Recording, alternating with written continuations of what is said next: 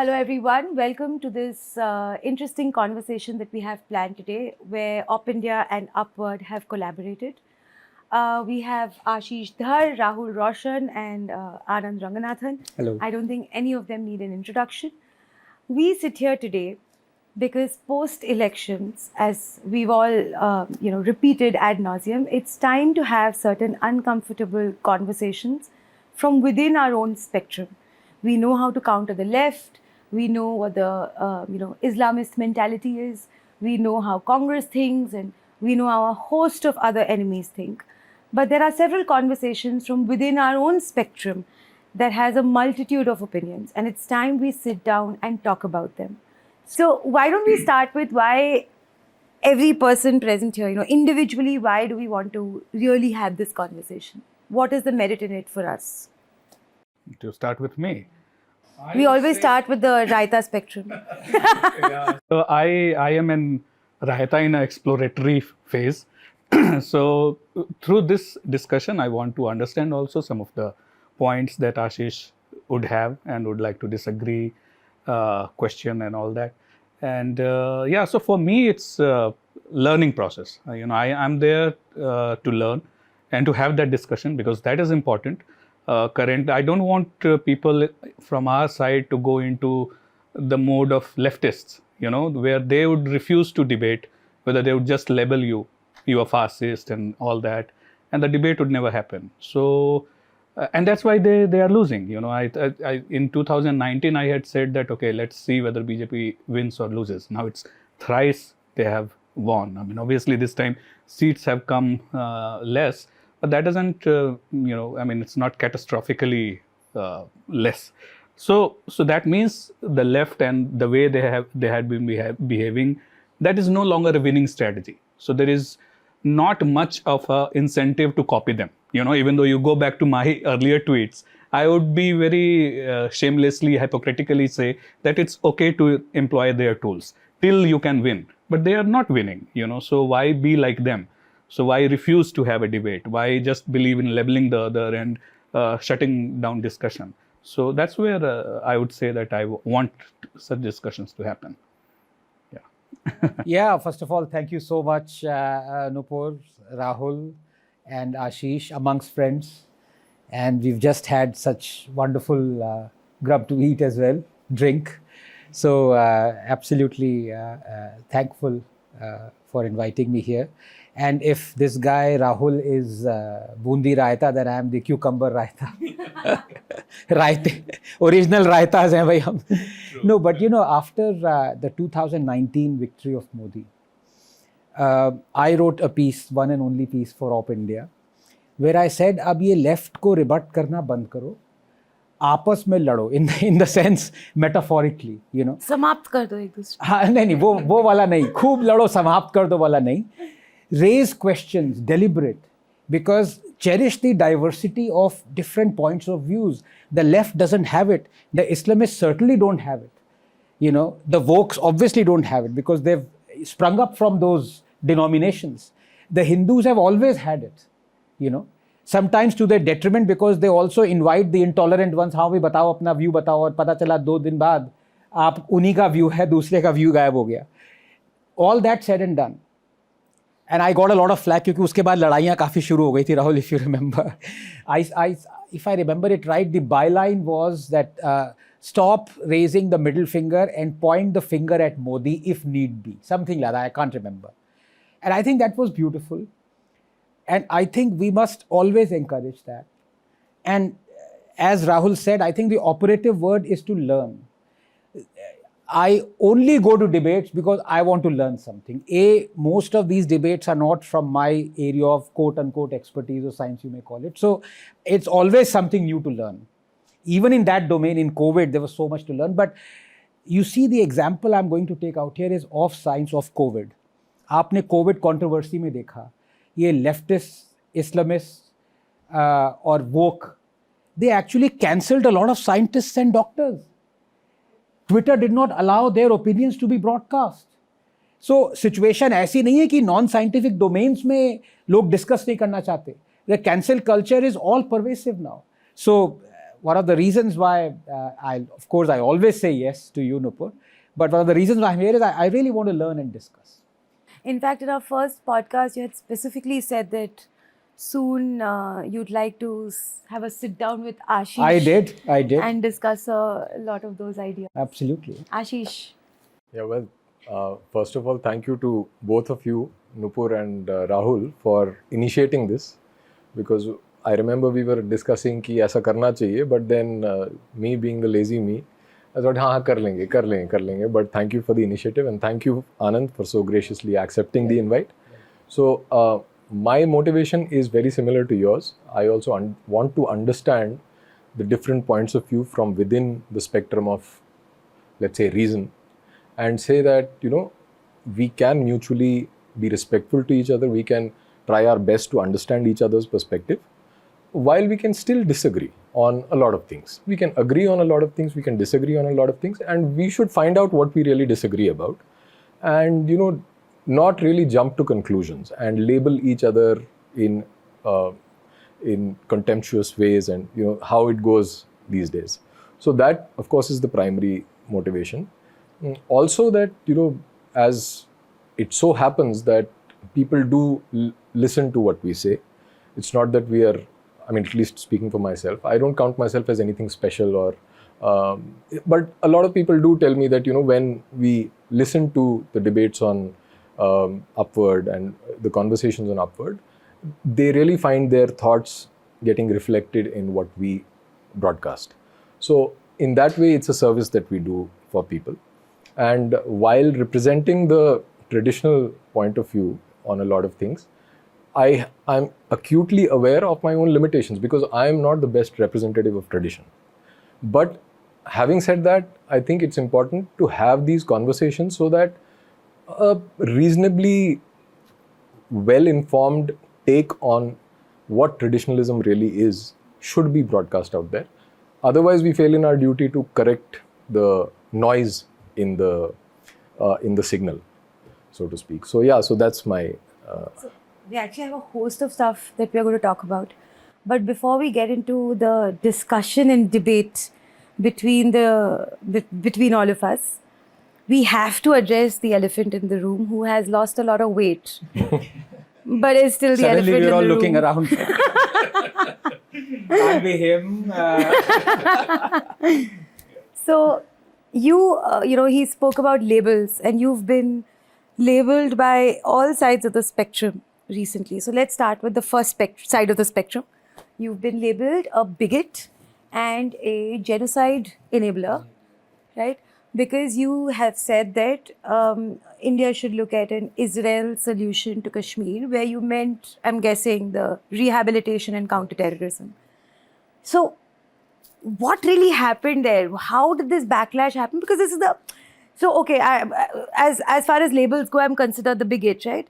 So for me, this is a very generic, normal sort of an opinion to have, that they are the best at counterterrorism. We should learn and implement those techniques. How did this blow up like that? So, but first of all, by the way, this is possibly going to be a 2-hour broadcast or something. So if any of our detractors want to circumcise what's the operative word? Cut something.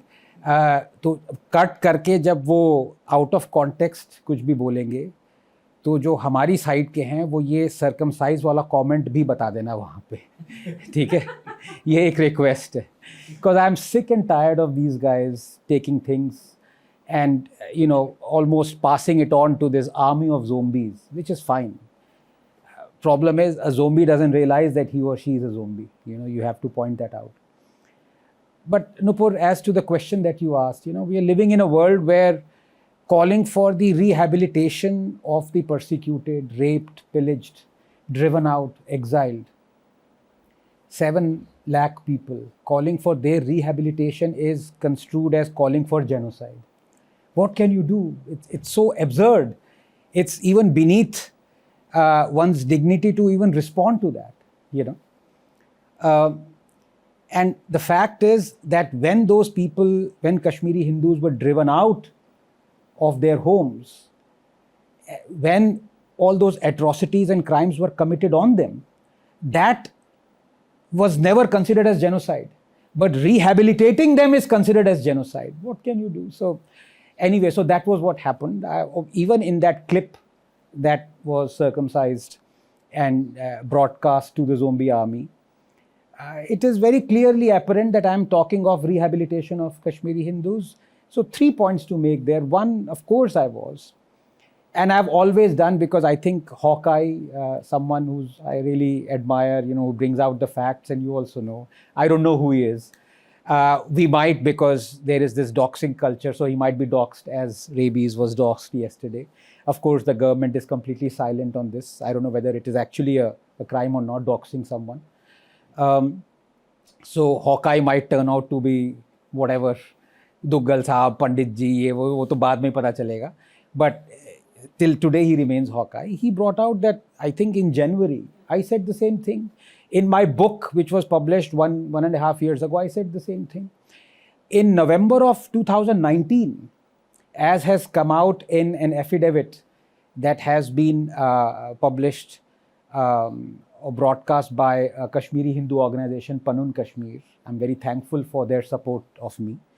Turns out that in November 2019, the Consul General of India in New York said exactly the same thing. He said India must employ an Israeli model for the rehabilitation of Kashmiri Hindus. So obviously that was the context. Number two, why on earth would anyone believe that a democratic state that is a friend of India, against whose people the most barbaric crime of Holocaust was committed, 6 million murdered, why on earth would somebody believe that that democratically elected state would commit a genocide? I mean, that's been completely brushed over because people are just taking it for granted that Israelis are committing genocide. So that's the second point. And didn't Pandit Nehru tweak the freedom of expression clause or article, saying that you are free to say whatever until such time you say anything that would be detrimental to the friendly relations between, or relations between friendly countries that are friendly. Yeah. So is Israel a friend or not? Are Israeli actions tantamount to genocide?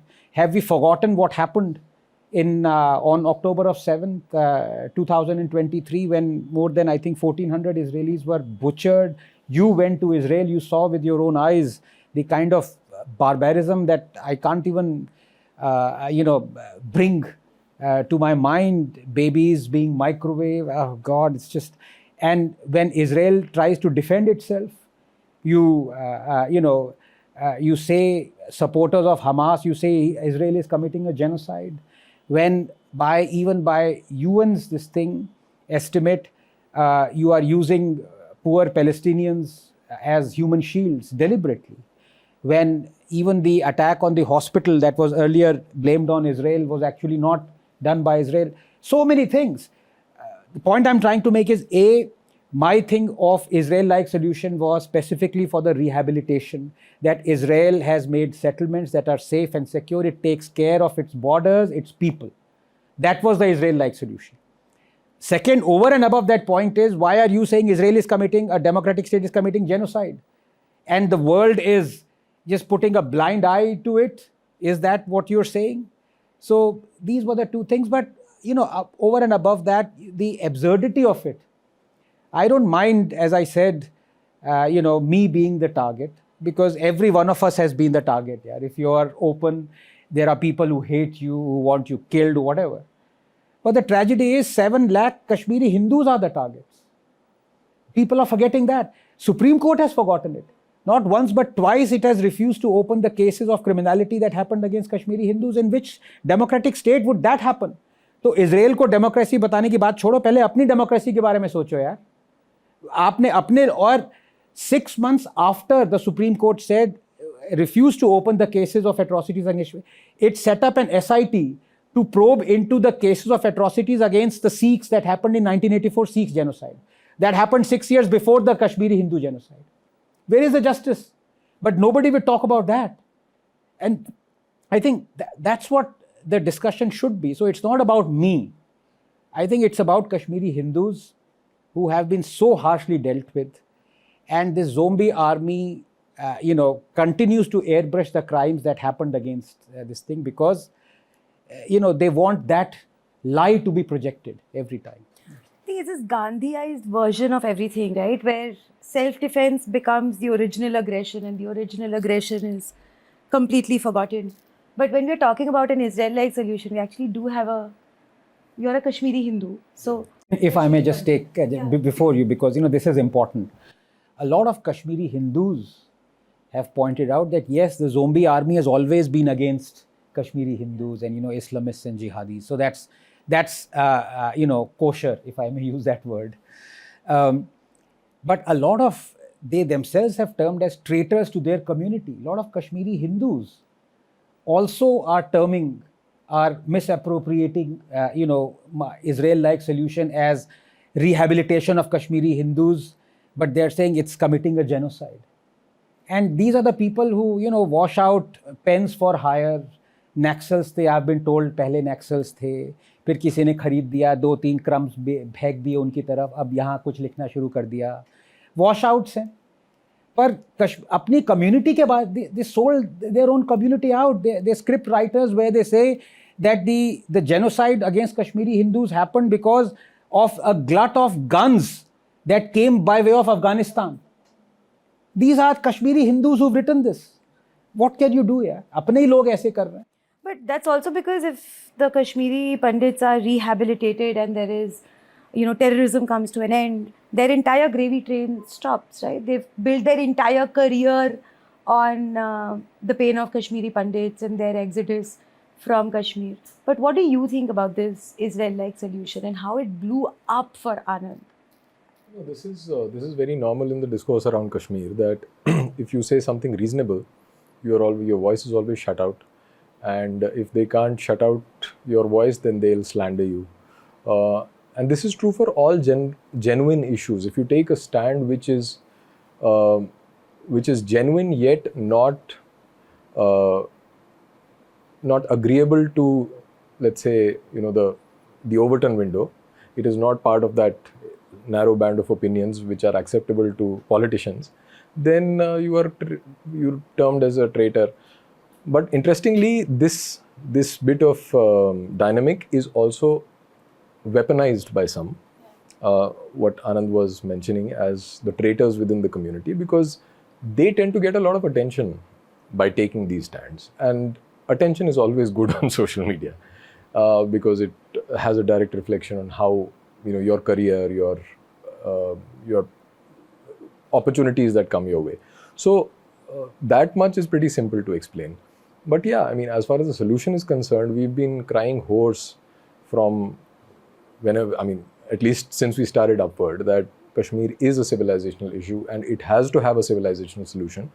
And what is a civilizational solution if not something akin to how Israel is dealing with terrorism? So that much is pretty obvious, and I'm totally in agreement with what Anand prescribes. But speaking of labels and traitors within the community, another label has been bestowed upon you recently. Has it? Yeah, where you've been branded completely anti-government, anti-Modi, a Congress stooge. And I think बस Islamist बोलना ही रह गया. बाकी या कुछ बोला है किन्होंने? पता नहीं. अभी तक वो नहीं बोला. Okay. वो थोड़ा मुश्किल है. थोड़ा मुश्किल है. आज के हालातों में या. हालात वैसे बदल भी सकते हैं. But अल्लाह जो चाहे वो. So, what the hell happened there again? I keep, this is not a very great interview or conversation starter technique. But both these issues that have happened with you is so strange that I keep asking myself, what the hell happened? How did we get there?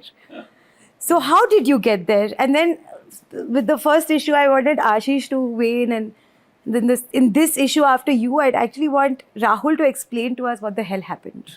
No, So I what think happened? this would be a good discussion because after I put my side of things, I think we must discuss the disagreements that happen within the family. And, I think I'm very looking forward to hearing the chief instigator of it all, Rahul's, what his views are. Original Raita.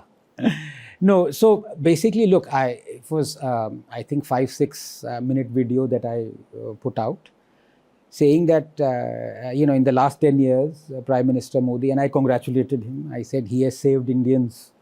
That was the precise word that I used, through a slew of welfare measures, toilets and gas connections and Ayushman health cards and millions of them, and Mudra loans and everything, and plus COVID vaccine, to vaccinate 1 billion Indians twice over within a year. I consider that, I've said this many times, it's India's greatest achievement since independence. And Balakot. So I said, you saved Indians. The next third term should be to save India. And India cannot be saved if Hindus aren't saved. And the next 5 minutes, I said that, look, all the discrimination that happens against Hindus has to go. So, Mr. Prime Minister, you have to abrogate the Places of Worship Act. You have to abrogate, the Waqf Act.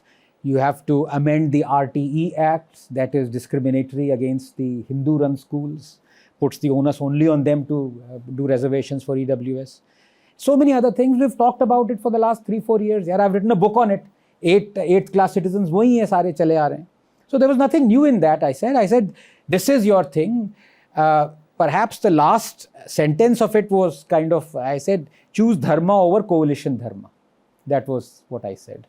Will you, can you, ऐसे था थोड़ा सा यार bombast था. So that kind of went viral.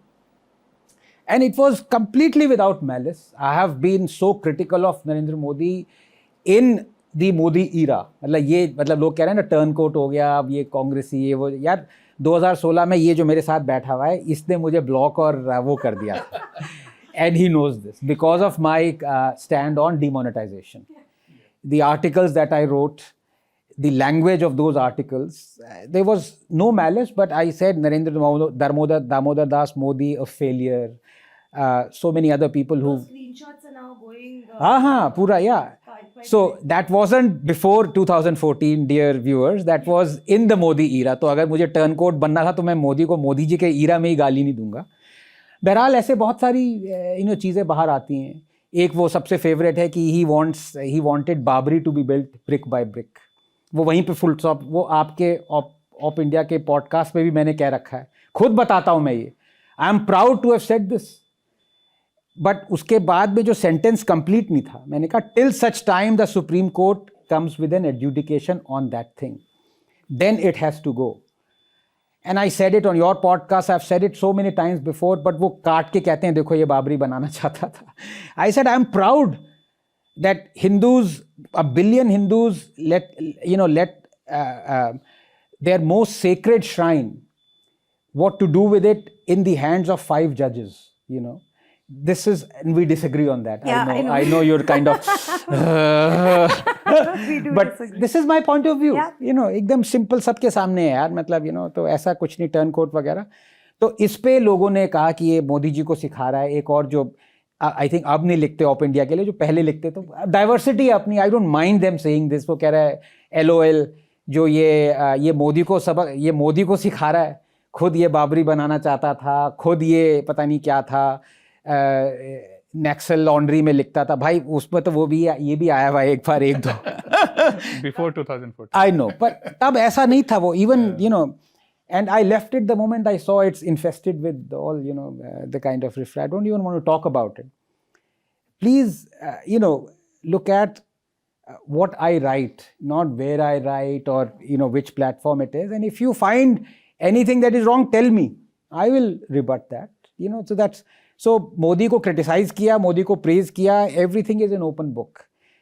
I think problem क्या हुई कि उसी टाइम पे साई ने भी कुछ कह दिया और वो मैंने उसका वीडियो डाल दिया.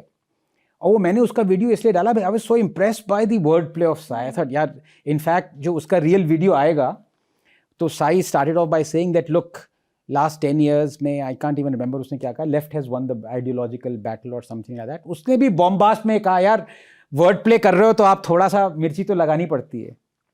तो उसने कहा we have Savarkar on our lips, we have Gandhi in our spine and Marx in our soul.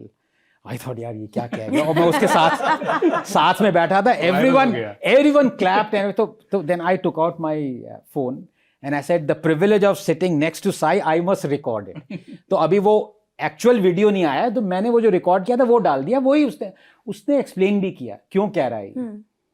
और पहले वाले का we will discuss, because Sai has a lot of ideas that are antithetical to what Savarkar's ideas was. Yeah. But in the next, when he's trying to explain Gandhi in the spine, Marx in the soul, I myself said he's bang on. पर उस पे लोग चढ़ गए और फिर वो हम दोनों को क्लब कर दिया. तो पिछले जो 3-4 दिन से वो चल रही है, वो that is the reason for it. So, I everything that has happened with you over the past 2-3 days, especially from our side, and the conversation around Sai, it feels a little weird to me because right after the swearing-in ceremony, I had said the same, that I hope Dharma prevails over coalition Dharma. And while nobody really openly attacked me, there was a little murmur that I may have gone rogue in the third term. And it is interesting to me because I keep asking myself this question: what is it really to be a Modi supporter today? Because there is so much friction between Modi supporters, the entire spectrum of Modi supporters, and almost the entire spectrum is represented here, where Ashish should be considered somebody who is probably not even a Modi supporter to begin with by the others. No, but it's true. I'm talking about the other spectrum who completely support the Prime Minister would say that Ashish is not a Modi supporter at all. They would tell him that he is, intellectualizing everything. Abhi to Congress hi ban gaye, but otherwise he would not be seen as a political supporter, period. I am somebody who's slightly in between, where I was and then I'm going rogue and people can't really figure out where I'm going. You are far more likable to the political supporting crowd. In comparison with the three people sitting here. That is not saying much. I definitely... No, I'm very liked by both sides, except a few elements from both sides. But generally, I'm very acceptable. But you are closest to the full political supporter spectrum than any of us, I think. So, what do you think means being a Modi supporter today? Does everybody have to leave all their criticism or differences aside to actually be quote-unquote christened a Modi supporter? Is there space to have these conversations anymore, given what's happened with Ranga for the past 2-3 days? We are having that conversation. Yeah. So obviously the space hasn't vanished. Yeah. Now, what it takes or what it means to be a Modi supporter, obviously that will vary from person to person. And that's the unique thing, or not so unique. I don't know whether it happens with everyone who has a charming personality. I don't know. That's something for psychologists, sociologists to say. But Modi definitely had that charming ability that he could attract a wide range of supporters, especially when you talk about his growth from, say, 2011, 12 to 14, when he ultimately won, except for his people who really believed in him since the beginning. Nobody would have really thought that, BJP will get a majority of its own. So it's obvious that he could attract all kinds of supporters. Now, 10 years have passed, and all the different kind of people who had in their mind their own image of Modi, that what he is going to do. Some of them are not happy, some of them are happy, obviously, and that's the outcome that we are seeing.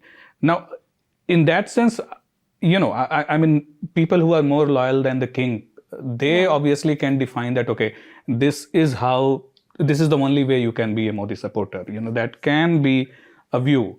But in general, if you ask what it means to be a Modi supporter, obviously that you have some liking for the person. I mean, and when as a person, obviously he is not your relative or anything. Yeah. So his working style, the way what he prioritizes and all that. So in last 10 years, obviously now, to any person with some sense, and political sense mostly, it's very much apparent that what are the priorities of Modi, in which obviously development and welfare is the priority.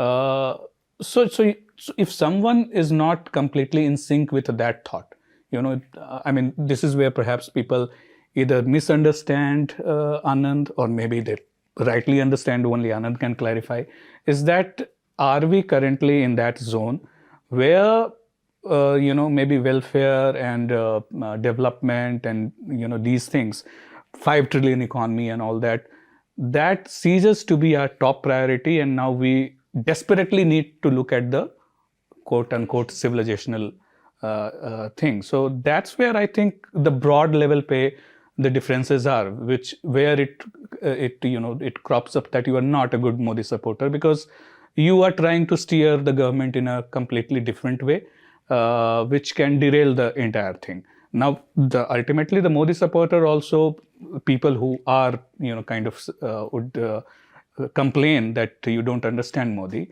They also say that no, it's not like civilizational issues are on the back burner or Modi doesn't care about that. But he has his own way of reaching there, and you trust them. So trust him and almost trust him blindly. So that is the entire fight. I think it would be very tough to define who is a Modi supporter.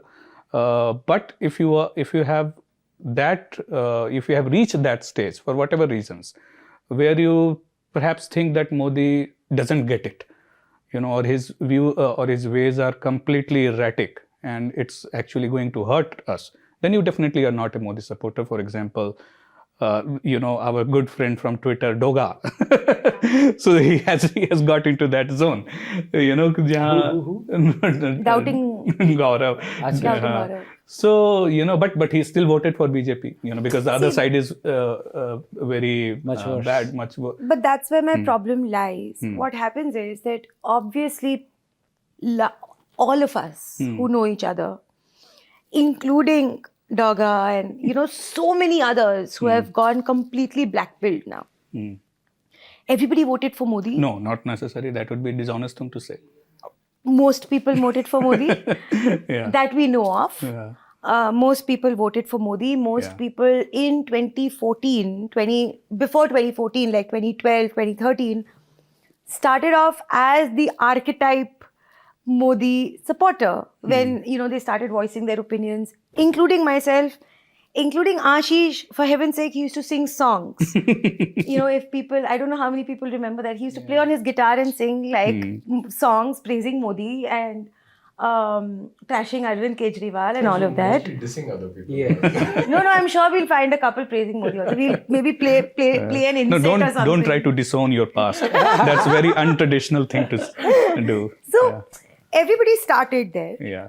Now, it is obvious that after 10 years, there are going to be issues that you realize are not going to be met or are not being met currently. They may be met in the near or distant future.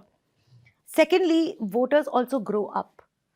So a lot of people who were vocal and ideologically inclined towards BJP, RSS and the Prime Minister coming to power, they have grown up through the past 10 years. Their understanding has evolved. Their own, view of issues has evolved. For example, I used to be like a absolute cheer girl for uniform civil code. And today my views have completely changed. I'm like, how the hell do I care? I don't care about reforming the Muslim community at all. It doesn't do anything for me. So that change... We must discuss that. Yeah, so that change has happened. Now, when the other side pushes down your throat that unless you have absolute, sweeping, blind faith in the Prime Minister specifically, not just the government, but the Prime Minister specifically, you kind of push people away too. Because any sort of pressure to alter your opinion because you have to show undying loyalty pushes you further away. So I don't feel like talking about politics, for example. Right. Because कुछ space ही नहीं ये बोलने के अलावा कि Modi But ji that ने would किया है, always be सोच the समझ के case, किया है. and the reason why we are here is to kind of, not care too much about that. That would always... That's the trick. Honestly, sometimes Twitter में पहले मैं, I was a smoker. So those 10-12 minutes, the duration, as some in the gathering would know, I would spend on Twitter. Ever since I quit smoking, I spend less and less time on Twitter. I'm not saying it's an echo chamber. That depends on you, the kind of feed you want. But it is a different world.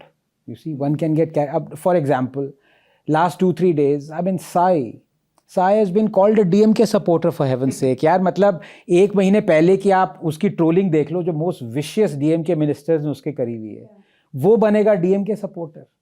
मेरे को तो कांग्रेसी शुरू से कहते हैं ये है वो है. In fact there is one guy, even spurned lovers would not be as butthurt, if I may use that expression, as he am. But I honestly, I don't care, because I know this is a bubble. Many instances, अभी पुणे में हुआ था, मेरे साथ कोई photo खिंचाने आया, कहता sir I want, मैंने कहा या श्योर. सो फोटो खींच रहे थे, ऐसे कहता सर प्लीज अनब्लॉक मी. मैंने कहा मैंने कहा जरूर कोई शैतानी करी होगी, देखो तो ब्लॉक किया. I immediately there I unblocked him.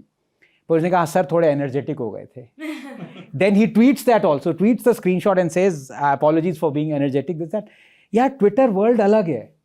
Point is कि आप ये ना, अब जैसे मेरी कुछ एक्सपेक्टेशंस पहले थी मोदी से, I will not deny that, specially privatisation पे, when he said government is no business to. पर ये मैं पहले भी राहुल ने कहा एग्जैक्टली पिन पॉइंट, ये मैं पहले भी कह चुका हूँ, अपनी एक्सपेक्टेशन जीरो रखो यार. He is the prime minister, honestly he knows. I said this on I think Prakhar का पॉडकास्ट पे. मैंने कहा जो मैंने किताब लिखी है, that is possibly 10-15 years ahead of its time. I don't know. I'm not trying to patronize people and say that books are ahead of time. No, I'm just saying कि मोदी is saying अरे भाई ये issues पे तुझे कुछ करना है तो आजा तू बन जा प्राइम मिनिस्टर. भाई मेरी एक शेड्यूल है, मैं उस पर चल रहा हूँ. And I acknowledge that. 2008-2009 में Modi said I'm going to create a nano class. People didn't know what that nano class was. Now they know. Nano class is the one, he has erected it. 200-300 million people who've got toilets, who got gas connection, who got Ayushman cards, who got Mudra loans. He's done that. So maybe on his timeline, the issues that we feel are important are at the back burner. Yeah? So be it. I am in my skin with that. I don't care. लेकिन जो actual Modi supporters हैं कि come what may, अब जैसे ये वही उसी का नाम लूँगा भाई, I have nothing against you. Your every third tweet is against me. Please most welcome, you can do that. But मैंने अब ये भी होता है ना कि जो लड़ाई चल रही होती है, लोग अपने म्यूचुअल फ्रेंड जो हैं वो मज़ा भी बहुत लेते हैं साले. तो वो व्हाट्सएप मैसेजेस फॉरवर्ड हो रहे हैं, सर ये देखो इसने ये अब उसने व्हाट्सएप किया कि ये इसी आनंद को ओथ टेकिंग सेरेमनी में बुलाया जा रहा है. That's disgusting. ऐसे वाला वो इमोजी डाल के. यार मैंने नहीं कहा किसी को मुझे बुलाया. I am very grateful that I was called. But let me tell you, in 2000, in the Modi era, I called Narendra Modi a failure. डंके की चोट पे कहा था on an issue while praising on other. After I called him a failure, I'm not saying he called him, BJP called me for the 2019 oath taking ceremony. After 2019, I called him an anti-national. He's called me for 2024 oath taking ceremony. अब आगे 5 साल में मैं क्या कहूँ, जो भी है अच्छा ना लगे माफ कर देना, लेकिन जो मेरे मन में आता है वो मैं विदाउट मैलिस कहता हूँ. तो जो डाई हार्ड मोदी सपोर्टर्स हैं उनको ये समझना चाहिए कि I don't have any expectations. आपकी एक्सपेक्टेशंस क्या थी कि मोदी करप्शन हटाएंगे, वो करप्शन अजीत पवार को लेके हटाएंगे. तो बहुत सारी ऐसी चीजें हैं जो आपको भी सोचना चाहिए, वो मोदी ने नहीं करी. हो सकता है उनकी टाइमलाइन में ही इज रैशनलाइज्ड इट. यार But that's my problem. We can't just say we don't care about it, because No, I'm not saying you lose people in the process. You push away people in the process. You push away people further in the process. That he is right. So by what you're saying is कि मुझे इतना गुस्सा है कि यार मेरे लोग ही मुझ पे, ऐसा नहीं होता. नहीं, मैं वो नहीं बोल रही हूँ. मैं बोल रही हूँ कि एक it just ends up leaving a bad taste in your mouth where for a couple of days. No, but that's you, Ranga sir. You know, that's you because you have a certain outlook. You have a thicker skin to dish it out and take it, but not everybody is like that. And what happens is you end up quietening down a lot of people, if not turning them away. They're not going to speak up. Self-censorship की मैं बात कर रही हूँ, where I think Ashish is one of the poster boys of doing that, because when he started getting attacked, he receded completely, right? He went into his shell. I actually let me disagree with you. He sticks to his point of view. People may disagree, people may agree, but I don't think he's... No, politically he has, yeah. From electoral politics, I Acha. completely disengaged because I thought that there was no point beyond a certain stage to keep pushing the same thing, because there was a wall of intransigence that you couldn't have crossed. And that is also because a lot of people have, how they see it is not just Modi or BJP and Congress, but the entire democratic setup. And I think a lot of people do, like me, they do tend to see the shortcomings of, this modern democracy. And it is almost inevitable, the way the discourse is going, it is almost inevitable that in a liberal democracy, it will go down and down in terms of quality of discussions or in terms of the ideas that you are bringing to the table, because ultimately it is a 5-year cycle, and all political parties, they have the incentive of only serving that 5-year cycle. And it's a great incentive in a democracy to actually borrow from the future uncritically and endlessly, leaving the future in dire straits. So that is a systemic problem of democracy, and a lot of people do see that. The other thing is when it comes to non-negotiables. So I'll give you a small example that in 2018-19, UpWord and Indie Collective, we started bringing out content with respect to the ecological disaster that is staring all of us in the face. And this is a global problem. This is not, this is country agnostic, this is party agnostic, this is everywhere. And we were more concerned about the Char Dham corridor that was being built in Uttarakhand. And you see, it pains me to say that just a couple of years down the line, Joshimath happened, and we were proven right. And it is so painful to be proved right in such a case. But the kind of backlash that we got from our common friend who you were just referring to, because and the whole army descended upon us saying that you are Chinese agents, and some very senior people in the party hierarchy also labeled us as Chinese agents and things like that. So that was one. The other was, if I may venture into that now that you have pulled me into it, the other was the Kashi Vishwanath corridor, and we may have our disagreements there, but we did an entire documentary on that. And the documentary, I decided not to publish the documentary because it was unsafe. I perceived it to be unsafe for my entire team to publish that documentary. Wow. And so we did not. And the kind of things that we recorded in that documentary, I am pretty sure that any sane person would not disagree with the conclusion that the documentary came out with.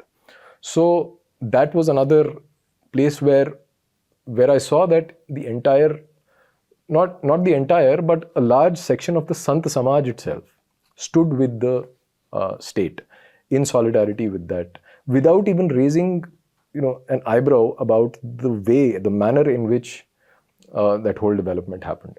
So that was my reason. I thought that, then when the people who are the actual stakeholders in this, when they are completely sold to the idea of development, I have nothing against development, but there are always ifs and buts. There are always those asterisk marks, and you always have footnotes. But even if you don't agree with that, or you don't allow space for that, then there's no point in engaging at all. And just to add to that, I think you're absolutely right. But by the way, just to clarify that when I said Modi is anti-national, it was in context of farm laws repealing them. I said that's an anti-national act. ये नहीं कि फिर से कोई circumcise कर दे clip को और कहे कि ये तो बस्तर में मोदी anti-national नक्सली बन गया, ऐसा नहीं था. What he says has a point. For example, a lot of people who were for the state giving up control on Hindu temples, and they were taking that as their fulcrum for, fighting the good fight for Hindus. The moment BJP came to power, the same person, he became the biggest votary for state control over temples. अब अगर आप वैसे supporter हैं, सो ऐसे 1000 issues आएंगे आशीष जिसमें आपका disagreement होगा, उसमें आप क्या कर सकते हैं? कुछ नहीं. You have to ignore it. So you see there is one thing which is a logical rebuttal to your criticism of Modi, which is great. I always welcome it. And there is one thing which is an illogical, you see the antecedents of the person who's criticizing If that person has taken a U-turn and that person is saying, look, you are this, you are that, you are a DMK supporter, what can you do? But that person is an archetype. In the sense, it's not just about that individual himself. May I butt in? Yeah. You should be the least surprised in a way, because you come from Bengal, and Bengal is the state where political parties have become everything, So it's not like people suddenly read up something and they stopped being communist and they started loving But I Mamata. didn't vote for TMC Forget precisely that. because I didn't like What it. I'm saying is that this phenomenon is very human. And unfortunately, when, say, a role of other sangatans, including, say, religious sangatans or whatever, when they weaken up, the party becomes everything for you. So that's how, for somebody in Bengal, earlier the Communist Party was everything, whether you are having a marriage function or whatever, there is a political aspect of it in it, So Bengali Samaj in that sense is a very good example of that, even despite having Bhadraloks and a strong intellectual class, that the party becomes so strong that it becomes, what affects the party, whether it's good or bad, that is your only fulcrum, of deciding what to do in your life. And I'll give you an example of this is exactly what, I don't know why he's making so much sense today. क्या खिलाया इसको बताओ, bread pakora खिलाया. Yeah. The biggest example of that is there are so many Modi supporters who have even rationalized the woeful inaction of the center when it comes to dealing with Bengal. Yeah, hundreds of your karyakartas have been brutally murdered. It's a joke of a democracy out there. अभी देखो जो लोगों ने vote दिया है, ठीक है, BJP वो लोग उनका पानी बंद करवा रहे हैं, उन पे गार्बेज डंप करवा रहे हैं, ओपनली टीएमसी मिनिस्टर कह रहे हैं कि मैं इस डिस्ट्रिक्ट को इसके फंड्स रिलीज नहीं करूंगा. There are people who've rationalized that also. What can you say? No, now Ranga sir obviously is trying to get another controversial claim. No. But tell me if I'm wrong. No, you are not wrong. But the point I was making is that this is not something weird. Like people being enamored with a political party is very natural, and Bengal is perhaps the best example of that. Tomorrow, if somehow BJP becomes pretty strong, same kind of madness you would see for BJP Rahul, also. it happened in a lot of other parties, Congress. It never happened to this extent in BJP. And that's why I'm saying you're right, because RSS has weakened. If the RSS people stood up and said, act on this, then even BJP supporters would have, said, yes, act on it. Look, I think a lot of people voted for the Modi that the left wanted us to believe Modi was. You've tweeted that many times. And we bought into the image of Modi that the left sold to us, only to wake up and realize that perhaps the left was too paranoid. For them, it was a vice. For us, it was a virtue. And I'm going to say I voted for that virtue that the left demonized, only to realize the left was wrong. And now I'm stuck in a strange position. You talk about Bengal. You had to run away from there, yaar. I don't want to use the word run away because it was not your fault. You were made. You're a victim. So you didn't run I'm away. not a victim. You were brave enough and you faced the wrath. But till only such time. So, Yeah, but I think we might be digressing here. Why we first of all we came here together. I wanted to bring up Bengal only in the sense that people behaving in such a way is not really. It's very natural, and Bengali society is the best example of that, despite having a very thriving intellectual class over there. So if that society can become so obsessed with party and party structure and party identity, then some people behaving this way on Twitter is hardly surprising, and that should not be something you should be losing sleep on. Rather, we should be focusing on why, in the first place, we decided to, have this conversation. Have you factored in the fear factor where a lot of Bengalis are supporting TMC because of fear? Exactly. I'm not demeaning the Bengali society. I'm saying, but this is the truth, that the party becomes larger than any other thing in the life of ordinary people. But that is also because A, financial relationships with the party. Precisely, yeah. B, as Ranga sir said, absolute, abject fear. abject, paralyzing fear. Because if you're making a house, you can't make a house until the party is okay with it. Because if you buy cement, you have to give the Paradada who's connected to the ruling party a cut. If you buy bricks, you have to give the cut to the Paradada who is connected to the ruling party. It is an all pervasive fear where you think that assuaging the demon is the only way to survive. And it is not surprising that maybe all political parties on different levels and intensities have a propensity to become, go in that direction. Right. But it is worrying for a lot of people like me, I'm sure, or people like him, or you also, that this is not what we really bargained for when we were voting. Yeah, so when I said that a lot of people have now, kind of moved on and don't have much expectations from the whole system itself, this is precisely what I meant. That it is inevitable, in a sense, that this is how it will go. When you have a state which is all powerful and you have this political party system where the collective agency of the people has been completely outsourced to a political party. So there is a divergence in the objectives, in the telos of the political party versus what the community wants for itself. And that is the actual conflict underneath this, whatever we see apparently. And that conflict cannot be solved unless there is a change in how the structure of the polity is amended. So that's why that is you may call it a black pill or whatever, but that is the hard problem to solve. By the way, we are not sweating because we are talking about politics. We are sweating Or because or Bengal.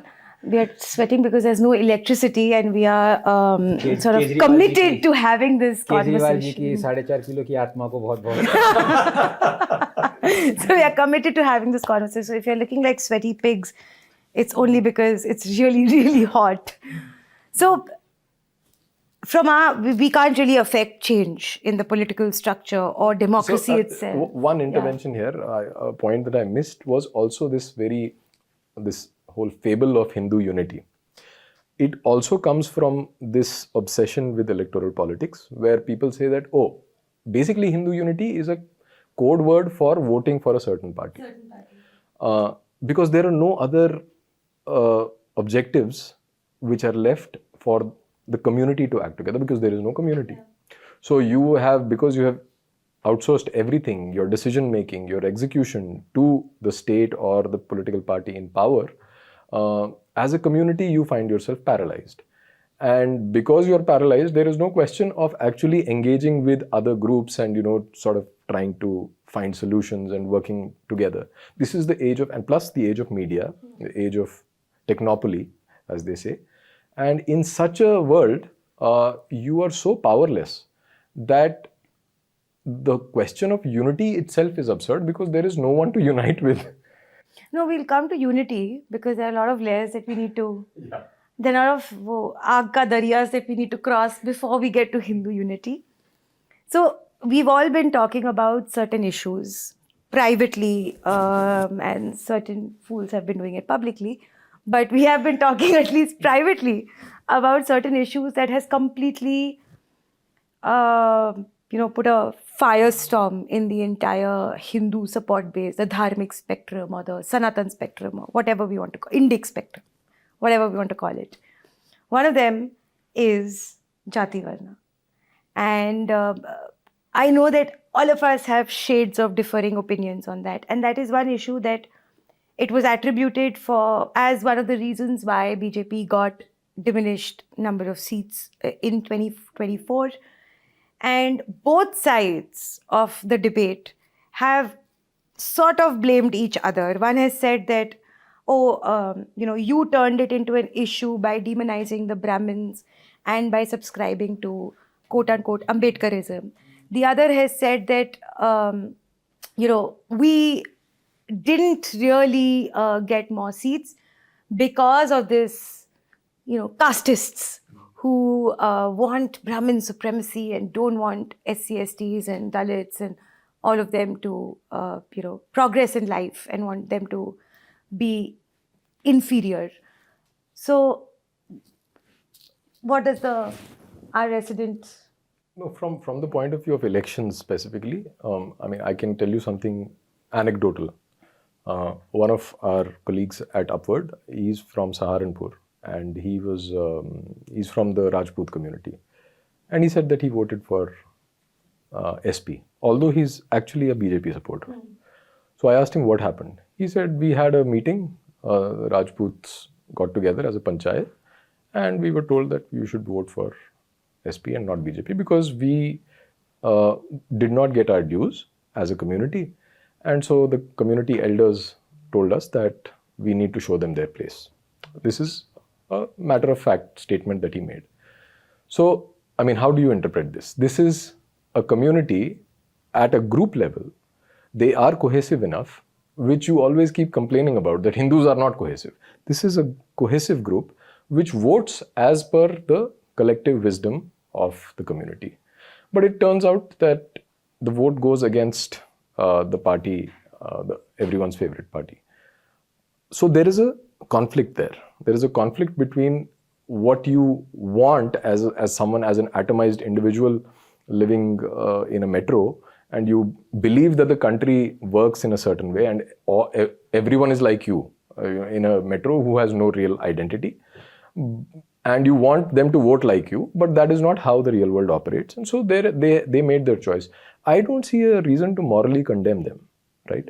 They must have had their reasons. They're not fools. And I cannot having no lived experience of being part of that community, how can I just say that, oh, they have betrayed the Hindu cause, so to speak? They are as much Hindu as I am. And as I told you that he's a DNA mein wo BJP supporter hai, but they decided not to do. So how do you interpret this? You're asking, looking at me so that I interpret it. No, so see, people can always agree both ways, that it happened because of an enhanced caste consciousness, and if it was diluted enough, the Hindus could have voted in some other way. That can always be an argument, and the counter argument can be from people like Ashish.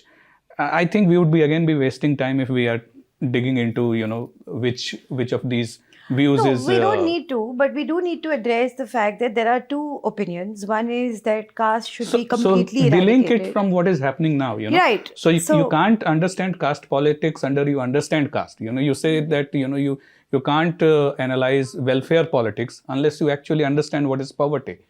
Right. So what is caste and what is that consciousness and how it operates on the sociological level, unless you have understanding of that, only then you can kind of, come to the conclusion. So just to add to that, so when you have a community, when you have a Jati, which does not want to vote give vote to, or wants to vote in a certain way, it ties into what I said earlier about a lack of agency. Now, they still have a semblance of collective agency, but that collective agency is limited to just voting someone for someone or against someone. They can't make a real world impact because actually the communities have been completely defanged. They don't have the power they once used to have because we live in a modern society. Caste groups do have power. Caste groups only have negotiation power. True. They only have negotiation power with the state. But if a caste group wants to revive a pond in their village, they can't do it because there's the state has completely taken over or it has been privatized, right? So that is a larger question of where are the commons in our world. And this is a global problem again. So the point is that as a community, the only agency you have is again with respect to how you vote. But at least they retain that much. But the problem that others have with this is that, oh no, you should not even exercise that much freedom. You should just vote like individuals. And that is precisely the reason for this war against the idea of Jati itself. And because this is not an argument which can be, which is not inscrutable, which cannot hold ground. But that's counterintuitive, right? I mean, so let me just complete. So because this argument is not tenable, therefore you have to demonize Jati and you have to say that Jati itself is exploitative. And you say that, oh, this is so much is happening and there are caste atrocities everywhere and this identity has to go. But at the root of the problem, as far as I see, is this fact that you want them to be like you. True. I understand what you were trying to say. But any politician worth its salt will not agree with it, because impacting people who are acting in an individual atomized way is far more complex and difficult rather Absolutely. than, Absolutely. when they are acting as a Which is why the politics is all caste based. Precisely, yeah. It works both ways. So some people can argue with that, and that intellectual jugalbandi and shadow No, boxing but can continue. that is the propaganda. That is what the media plays Which up. is what we would be discussing, which is why I wanted to link it with politics. Right, so Because at some yeah. point of level, it doesn't make sense. So let's forget about politics. It was just my segue into the subject. So my problem with it is that there is this circular logic that unless you eradicate caste, it cannot be societally or politically beneficial. Whereas I think that it is an established fact that Jati Varna is birth-based. He can elaborate more later on the mobility, upward mobility of Jati Varna and so on and so forth. But how do you eradicate something that is birth-based, A? And how do you rebuild a society when such an important part of an individual Hindu's identity is eradicated completely?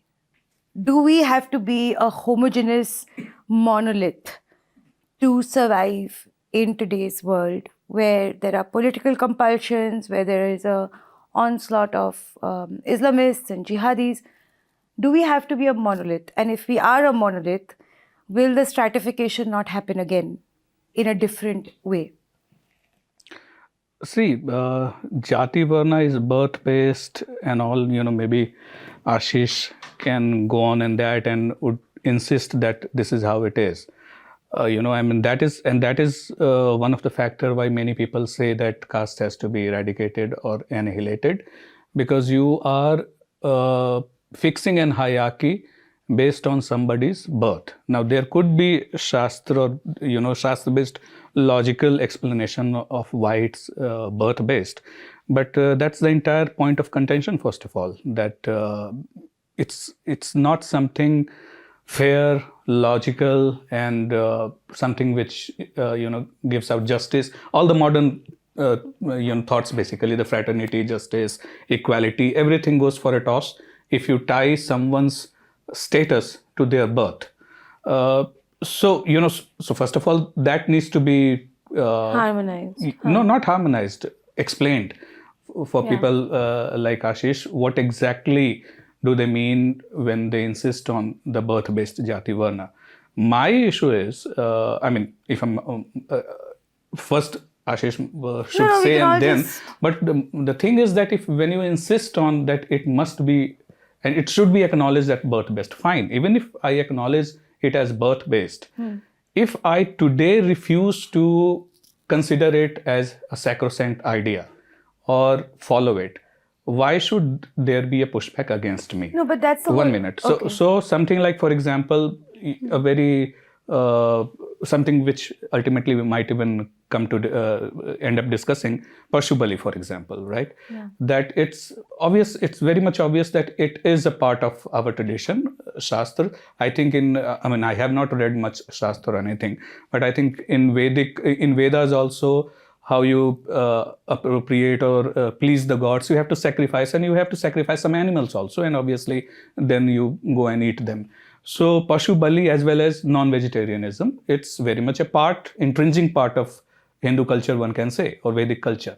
Yet there are sampradayas who are completely vegetarian, who don't believe in Pashu Bali, who actively actually go against Pashu Bali. So if those sampradayas can remain, who definitely are against something which is intrinsic to the Vedic tradition, intrinsic in the Shastras, and yet they are very much part of it and part of tradition, the Vaishnava Sampradaya, for example, why insist on Jati Varn, birth-based Jati Varn, if you can be at peace with... Look, my problem is that in our quest to eliminate discrimination, which again, I think we can all agree that must happen. There must be no discrimination. In our quest to eradicate discrimination, we are eradicating very important parts of an individual Hindu's identity which the Hindu essentially would not want to part away with. You go to Haryana and you tell the Jat, you go to Rajasthan and you tell the Rajputs कि आज के बाद आप अपने आप को राजपूत नहीं बोलोगे, सिर्फ हिंदू बोलेंगे. I would like to see these caste activists do that, and I would like to see what the result is after they do so. The point is that our identities are so meshed in our existence that to insist that any sort of ownership of that identity automatically makes you somebody who endorses discrimination on the basis of that identity is problematic. Yeah, because once that you you can- eradicate micro identities, you are essentially a bunch of sheep. There is no tradition that you're holding on to, essentially, in your micro identities. That's a fair argument. I'm saying that, yeah, anyone who has some sympathy or some romance with caste identities, if you are painting everyone as a caste supremacist or as someone who doesn't want equality and all that, that's a caricature of someone's stand, one can say. But then again, people have to come out and No, but am I clear. allowed to say that I'm a Banya and proud of it, is my question. Or does that make me a casteist? That's what the caricature is. Yeah. According to the Indian state, and it's progressively going towards that, in many states, it is now, you are penalized for putting a sticker which says that I am a proud Jat or I am a proud Gujjar or whatever it is. So that has been banned. Now, interestingly, you know, I don't know if it was planned, but but you brought up this in conjunction with Pashu Bali. Right. And you said Pashu Bali is a practice which a lot of the sampradayas gave up. True. So this is a very good analogy with how Jati Varna, being birth-based, is to be dealt with. When Pashu Bali was given up by certain sampradayas, let's say Shri Vaishnavas, Right. Ramanujacharya did not say that Pashu Bali is a sin. Exactly. In his bhashya, he goes to great lengths to say that the Vedic Pashu Bali earns great merit. However, now that we live in different times, we will go for a alternative approach, and we will, instead of a Pashu, we will have an Anukalpa, and we will sacrifice Loki or something else instead of the Pashu. But the most important point is that he did acknowledge that Pashu Bali is a valid practice and it is a good practice. It does not incur any papa. So that's what he said. Similarly, others like Madhvacharya. Now, I may be slightly inaccurate when I say that when I represent Sri. Are you sure that some of these sampradayas actually don't believe that killing is pap? No, I'm talking about the major sampradayas, which is what I was clarifying. I don't remember the exact distinction between how Madhvacharya justified Pashu Bali versus how Ramanujacharya justified Pashu Bali, but both their arguments were in the vein of saying that one said that, Bali, animal slaughter is hinsa, and it is a pap, but the merit that is accrued because of that act is greater than the pap. One said this, and the other said, no, in the context of the Vedic ritual, it is not a pap at all. So who said what is where I'm slightly confused But about. both agreed that it's not particularly something both, that accrues pap. No, both agreed that it is a great merit. It has great merit. Yes, because they come from the tradition, and that is what defines tradition, that there is continuity. When we talk about civilization, if there is no unbroken continuity of ethos, then you're not talking about a civilization. Then you are talking about something which is a revolt, which is what the colonialists always dreamt of, right? So all these neo-sampradayas, for example, Arya Samaj, they are not part of the tradition because they did not own the entire tradition. So that's the distinction that we should be making when we talk about what is tradition, which is a traditional sampradaya versus which is not. Now, coming to the question of birth-based jati, it's an axiomatic fact in the Shastra that it is birth-based. So all that I am saying, or people like me say, is that yes, it is birth-based. Now, we live in a reality, we live in a time where the economics of jati do not work largely. Except in small pockets here and there. There may be some hereditary succession of professions and stuff like that, especially in the artisan class. But other than that, in urban areas with growing urbanization, the jati structure does not remain, which we were talking about just now. So yeah, there is no birth-based succession of professions anymore. But the Shastric view, the scriptural view, is very clear about it being a birth-based. That's all there is to the argument. I don't know the other aspects of it when you say that discrimination, when you say that no, by insisting you are creating problems, you are dividing Hindus. I simply don't comprehend those arguments. Why? It's not so complex argument actually. Please explain to me. If you are... Okay, yeah. Listening very patiently to amazing conversation, learning so much. After you're done, I'd like to say my 2 bits. But after No, you can actually, Acha. because I think we are all just having you would be somewhat similar to what I was going to interject. So please. Look, first of all, a clarification and then that. You see, in the beginning, there was light. No, not. In the beginning, we were all one happy big family. Okay? Which beginning? Let's not talk about the year, but maybe A broad era. abroad. Vasudhaiva Kutumbakam. And then... Achha, you're talking about... our Hindu family. I'm talking of... BM. the what, sorry? BM. Before Modi. Or you're talking about after Modi? During Modi, before During Modi. Modi. I mean, Achha, time is thereabout. immaterial. I'm just Thereabout. saying. I'm saying that in the beginning, we were one big happy family.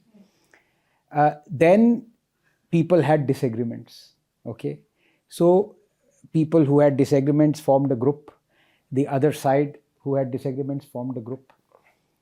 And then जो उनके 100-150 mutual friends है वो बीच में लटक गए. अजय देवगन का याद है ना, 1 लाख एक मोटरसाइकिल पे दूसरा. तो I am a bit like that. I am just saying Ajay Devgn की तरह, where 2 motorcycles are progressively veering away from each other. So I might end up with a groin injury. But I'm just saying that a lot of people who are mutual friends of these 2 groups are in that situation. So I wouldn't like to take names. I'll just like to say that it is a virtue of Hindu way of thinking that people have disagreements. It is unfortunate that the groups, one group more than the other, this is of course the point always, takes it to an extreme, becomes bitter, sly, this, that, jo bhi hai. Matlab, you know, wo kaun sa German phrase hai, Schadenfreude, enjoying in the misery of the other. Schadenfreude. Schadenfreude, yes.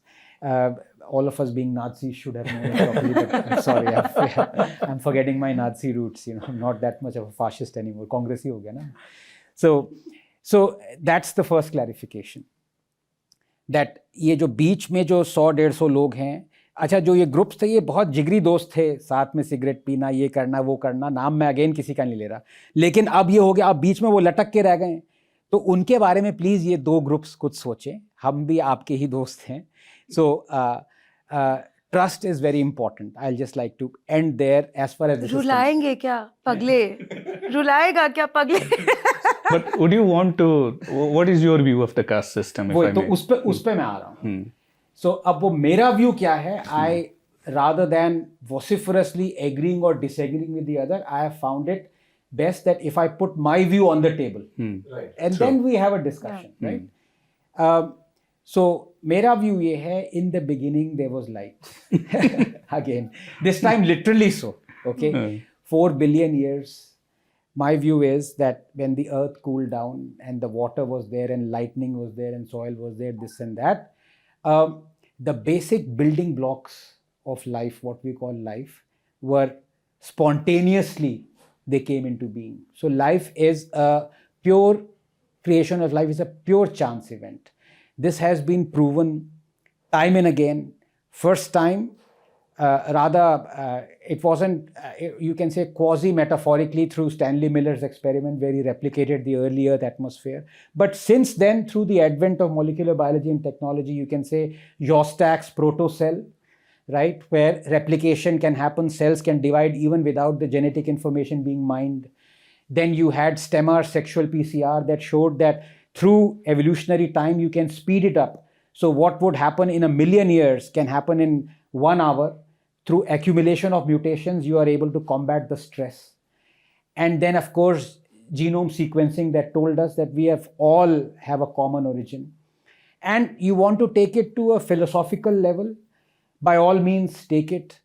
The one that I adhere to is that we are all Sisyphuses pushing a rock.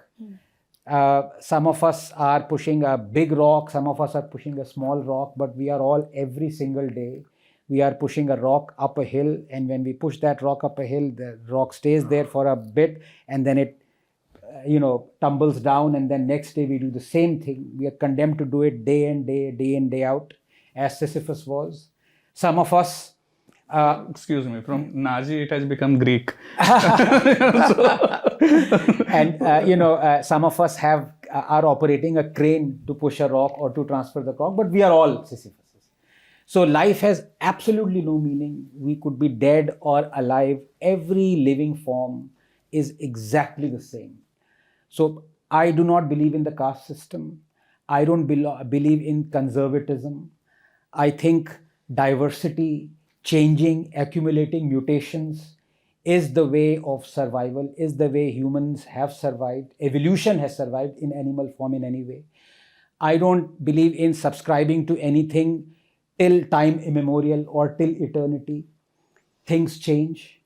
I respect that aspect of it. And finally, I respect the most important aspect is that, as Camus said, the only true philosophical problem remaining now is that of suicide. Why don't we commit honestly? That So is are you what a my nihilist or what? Pura. You are a nihilist. Usko jo bhi aap naam le lo, but totally inconsequential. Science has shown this. So I am that advocate. I'm putting that on the table. Now, when you talk about caste, for example, Ashish ne jaise wo baat kari, there are many who say that वर्ण और जाति में difference है. जो हमारे वेद हैं वो वर्ण व्यवस्था के लिए कहते हैं, कभी बर्थ बेस नहीं का.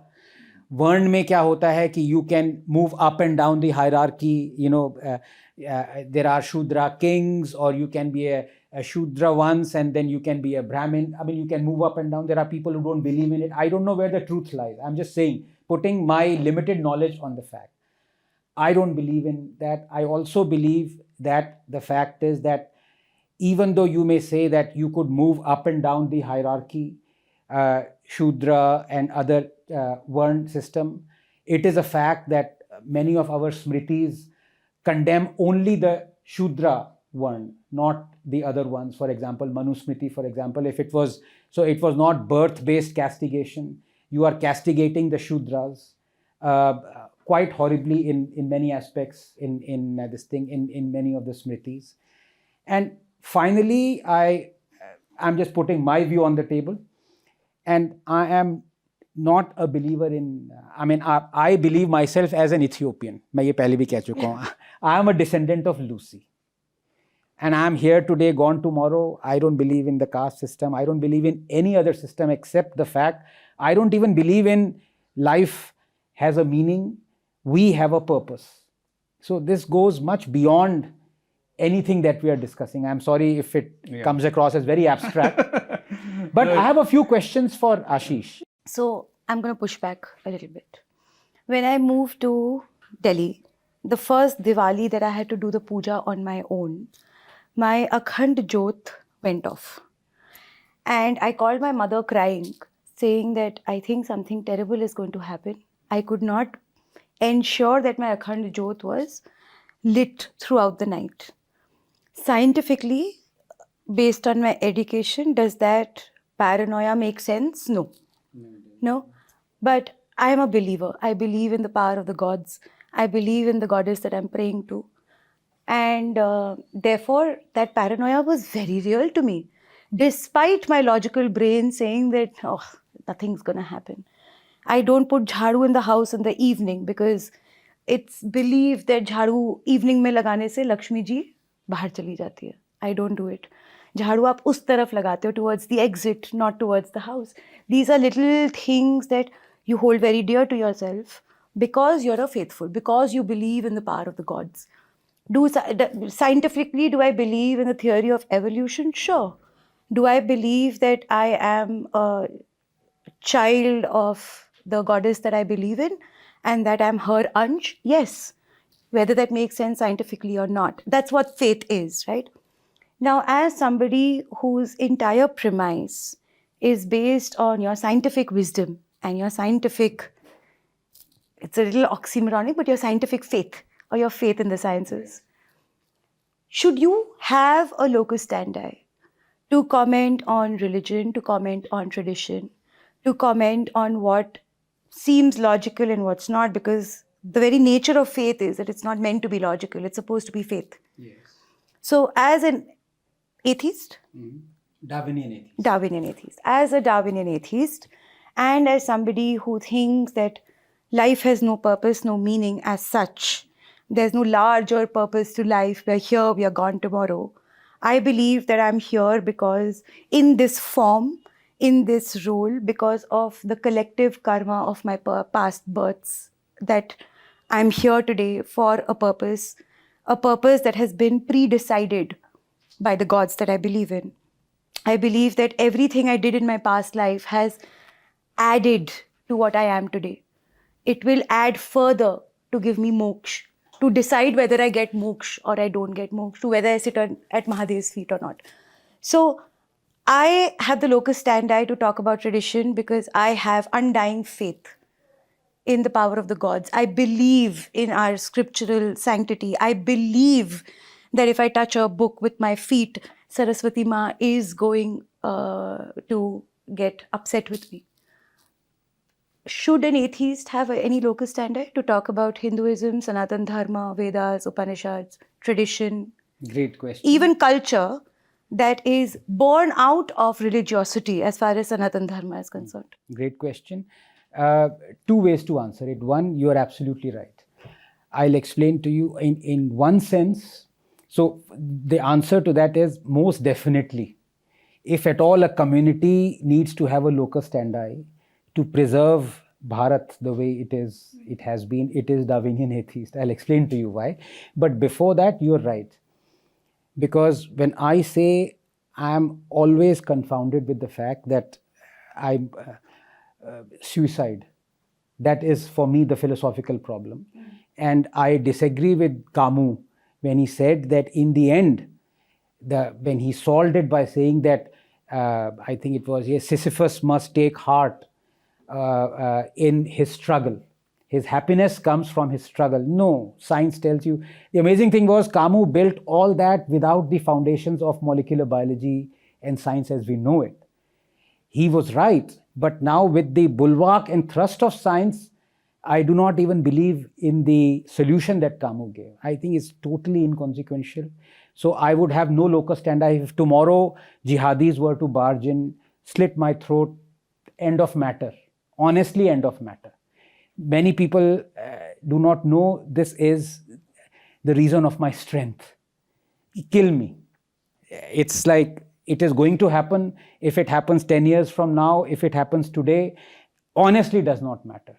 It doesn't, leave alone the fact that you're going to kill me, it doesn't matter if you were to completely vaporize the earth, because there are billions and trillions of other planets. So nothing matters. Let's that's two words that, so in that sense, I would have no locus standi. But why do I take drugs to alleviate my pain, to cure my diseases? Why did I take vaccines for COVID? Why do I have a car? The whole purpose, limited purpose, has been for humans as it has happened, is to be more comfortable in pushing the rock. Sisyphus must be comfortable. As I said, I took the example of crane. So I don't want to, if there was no pain, I would have said, हाँ यार चलो मार दो यार, उसमें भी लूँ कि ना लूँ. People want to be as comfortable as possible. So I am a prisoner of that aspect of evolution as well. So as a Darwinian atheist, I want Hinduism to survive in India, because the alternative is something that is going to make my life as uncomfortable as possible. If you kill me immediately, that's gone. Fine, I don't mind it. But for the views that I profess, if I'm in an Islamic country, पहली बात तो 13 Islamic countries have a death sentence for atheists. तो पहले तो एक sentence पे तो वहीं गायब हो गए आप. उसके बाद आपकी जो views आप profess करते हैं. So if India or Bharat does not conform to the value system that Hinduism or Hindu philosophy professes, or you can say Jain philosophy, other offshoots of Hindu philosophy, then I will not be as comfortable as I wish to be. So yes, I have a locus standi. If I'm able to say the things that I'm able to say now, although Nehru kind of curtailed it, our constitution curtailed it, but you know the point I'm making. I will not be able to say or do or live my life the way under Sharia, under Islamic law. So it is for my own benefit, I can say, I'm being selfish if I want a locus standi as far as wanting Hinduism to be there in Bharat. It's interesting you say that we are all here pushing the rock. That's the scientific perspective. Philosophically scientific perspective. Totally. The faithful perspective was that whether my karma put me in a place where I have to push the rock, or sit and document those pushing the rock, or make sure that those who are water is sitting- brought to the people pushing the rock. See, sitting and looking at something is also pushing the rock. Living out one's life is pushing the rock. So it's not just physically pushing the rock, doing hard labor, right? So I'm not pushing a thela where so many others are on the road right now. I'm not in the elevator man, right? 9 to 5, he's sitting in the elevator and that is all he's doing. So that is, I can say, a very painful embodiment of pushing the rock. But we are all pushing the rock. You're writing an article, you're a journalist. No, what I somebody- meant was that every role that's played, Yes. a faithful would say that is a culmination of the karma of his past lives. That's because he's demarcated. One pushing the rock is better than the other. As I said, the crane, example of a crane, using a crane or physically pushing the rock. So you don't believe in reincarnation or collective karma of lives? Allow me to interject Please. here. So when you elaborate on the scientific perspective and the philosophy derived from that, you are very comfortable in your skin because you have thought through these arguments perhaps ever since you had, adult consciousness and you started thinking. You've been pondering over these problems and you've read a lot of literature and you finally come to this conclusion. Now there is an asymmetry in how you look at tradition, because to me it appears that your understanding of tradition is cursory. You have looked at it from a distance, from maybe some articles here and there, a book here and there, written by people who may not really have the credentials to actually explain what tradition is. Because when we speak of the Hindu tradition specifically, it is not like an Abrahamic tradition, which is a book telling you everything there is to it. There are multiple streams, there are conflicts within sampradayas, there are so many debates. A beautiful book on this has come out by Radha Vallabh Tripathi, Vad, which is still very superficial. It's just basically documenting who all spoke against whom and what their polemics were and things like that. But the point I'm trying to make here is that your familiarity, your acquaintance with the traditional argument is at best superficial. Right. Now, to again go back to Nupur's question, when we say that, let's take the question of Pran Pratishtha, for example. Pran Pratishtha is totally a scriptural and agamic ritual, how that is done. You may not believe in it, but you can acknowledge the fact that this is a body of knowledge, a complex body of knowledge that has its origin in maybe, we don't even know where. I'm sorry, I'm chewing Intensely ice jealous, chewing on ice while we are in 50 degrees heat. because it's too Nupur, hot. Let this not be tradition because I'm totally against it. I'm going to faint. Oh, it's so the imagery hot. of her chewing on ice. This is I'm awful. sorry, even the person behind the camera is eyeballing me because I'm sure the kach is in You the are sound. evil, absolutely evil.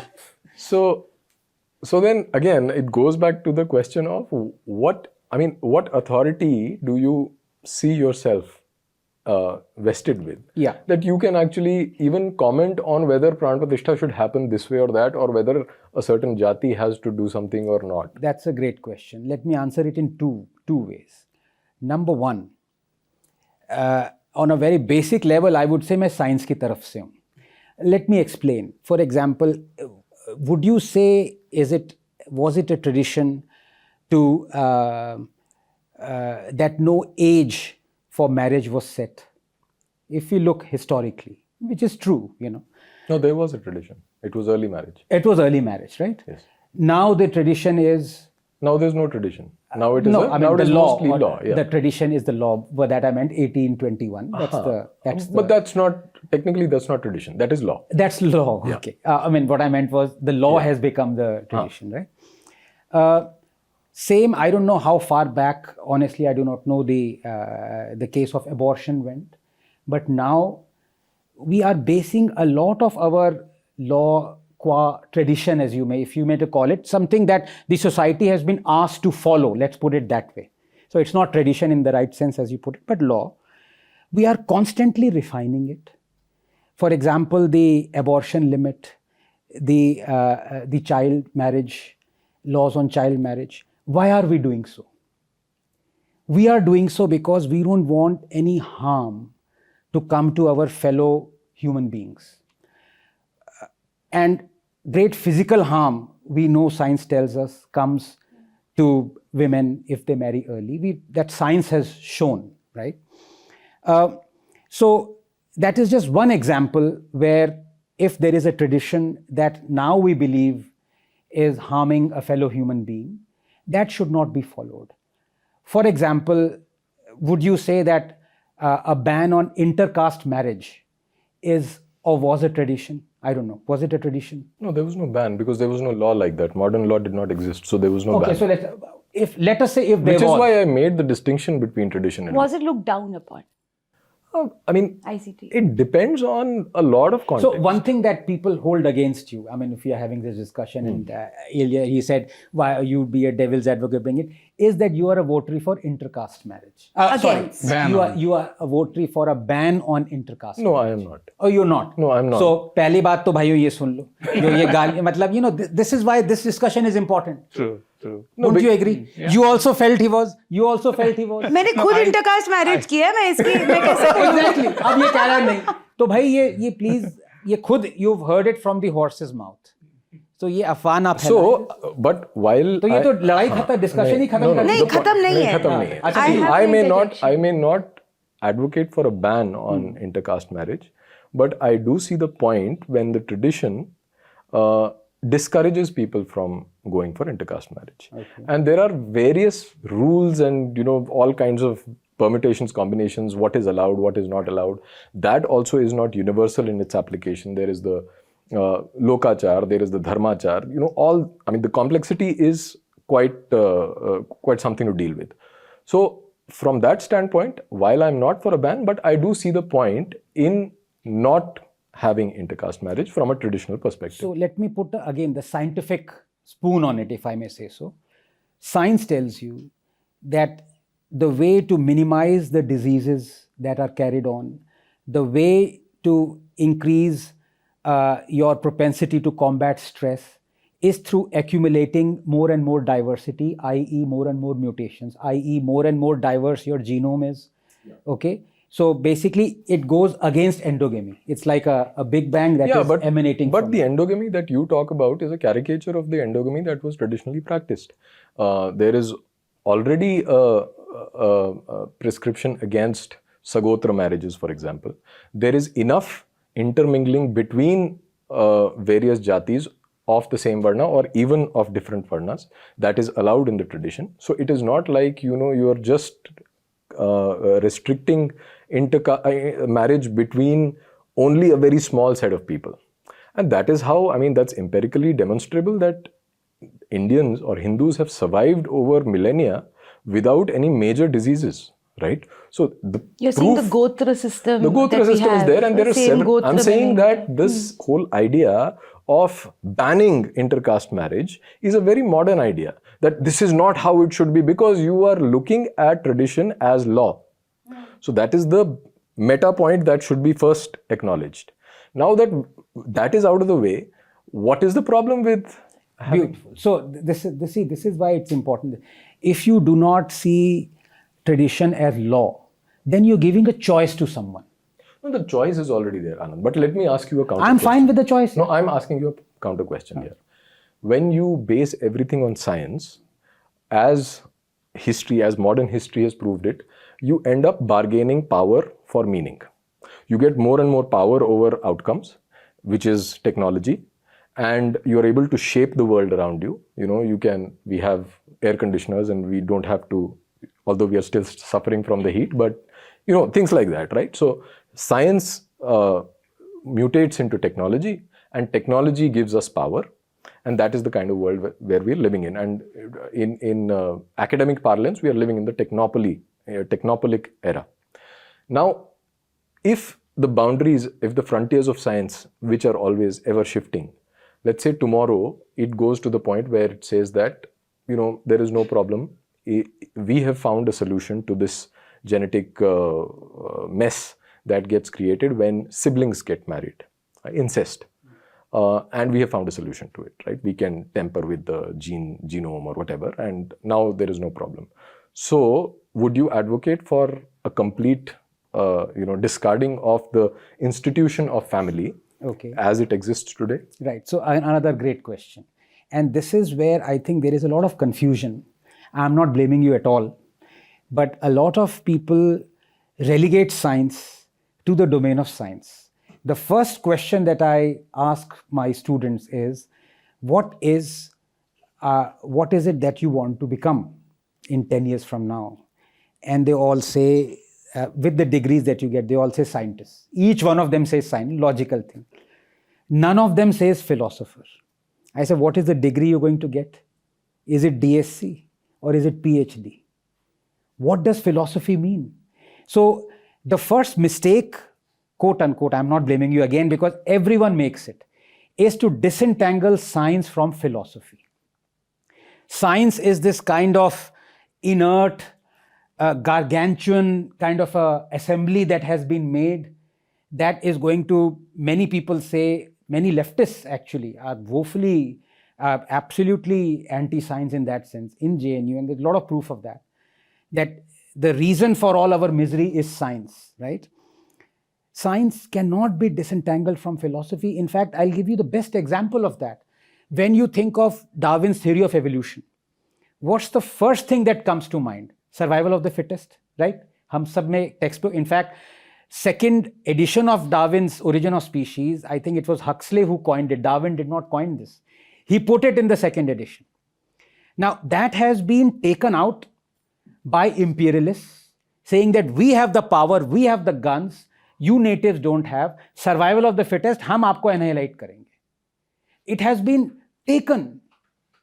It has been taken. Churchill and everyone, they gloated when the last Tasmanian was stuffed and taxidermy was done, and put Churchill said, this is the way of the world. This is what science tells us. No, Darwin himself was at pains to say that half of the evolutionary endowment is through empathy, is not just survival of the fittest and accumulation of the mutation. So when you disentangle philosophy, when you disentangle what is, I don't want to use meta science, but not just the end result of science, but the beginning of science, why you're doing science, is philosophy. And you see, the philosophy so if you disentangle it, you will reach to that conclusion. That is how the scientific enterprise has, if I may use 100% agree with you. Yeah. 100% agree with you. This is as much a corruption by non-scientists as by scientists. So instead of philosophy, why wouldn't you say dharma? अब वो एकदम मतलब, isn't it a hugely all-encompassing thing, dharma? Yeah, it is, but philosophy is a part of it. It's part of Dharmic tradition. By all means. And so by all means. So in that No, sense, but then there he'll is have to some harmony. subscribe to the Dharmic traditions as well. No, you see, Dharma doesn't exist in a vacuum. That's why philosophy is only a small band of dharma. Yeah. Because मैंने कहा ना, ये all but I was just trying to harmonize both of you. What I'm trying to because say, you don't want science to cross a limit. That limit should be defined by... The definition of that limit has to be informed by philosophy or by tradition. It is always. It is always. It has always been. Now, how will you do that if you discard tradition? That is the question. Right. And plus, philosophy itself is a very abstract, people, high IQ people like Anand can do. No, people like me, we find it difficult to process so much info. No, but on a serious note, philosophy is not everyone's cup of tea. So that is why you have tradition, because tradition is the whole spectrum of beliefs, practices, axioms, and rituals, things like that make meaning, that create meaning, and that help people make sense of the world. And that, if you just reduce it to one principle, even philosophy, Sanatan Dharma has a whole range of philosophies, obviously, right? Yeah. But even then, our forefathers, the rishis, did not reduce it to philosophy. Upanishad. I'm not saying. No. What I'm saying is, I'm trying to position myself with respect to this argument, that when the rishis were themselves, they were so wise to actually restrict it to the, let's say, the Upanishads. Well, you have other texts, you have the Brahmanas, which are ritualistic, you have the Tantras, which are also equally ritualistic but more action oriented, things like that. Then you have these, what you mentioned as the other Indic traditions. So Buddhists have their own approach, Jains have their own approach. All this is because of the diversity of human beings. And you have to fit somewhere. And when you are doing that, where do you find yourself born? So it's a whole, you come a full circle. And you come to the point that, you are born in certain circumstances. And therefore, for you, this is the best way to go ahead. And that is why birth as a reality of your existence is so critical, so important. When you give up on that, what you are essentially doing is that you are saying that now you are in a no man's land. जैसे internet पे किसी का कोई as नहीं होता ना, आप बच्चों को भी porn access मिलता है, बड़ों को तो you are interacting with a nameless, faceless person. This is exactly what the progressives advocate for when they say that no, tradition तो evolve नहीं होता, tradition कुछ नहीं होता, सब कुछ science है. So I'm not misrepresenting him, but I'm saying this is how the argument gets reduced in real life. But Ashish, let me ask you, is it not a fact? Now, I don't know how you reached to a position that you have where you are an advocate, you are a believer in the Hindu Dharma. But the fact is that 99% of the people who are believers in their respective religions are so because their parents were adherent of those religions. I mean, have you heard of a Muslim, very few, who would say, my parents were Muslim and I'm not a Muslim? Yeah. Out of 2 billion Muslims, how many of them? But that is how the way of the world is. Exactly. That is what tradition now, is. Does that strike you as odd? No, but that is how tradition is. For example, it gets passed you are. on.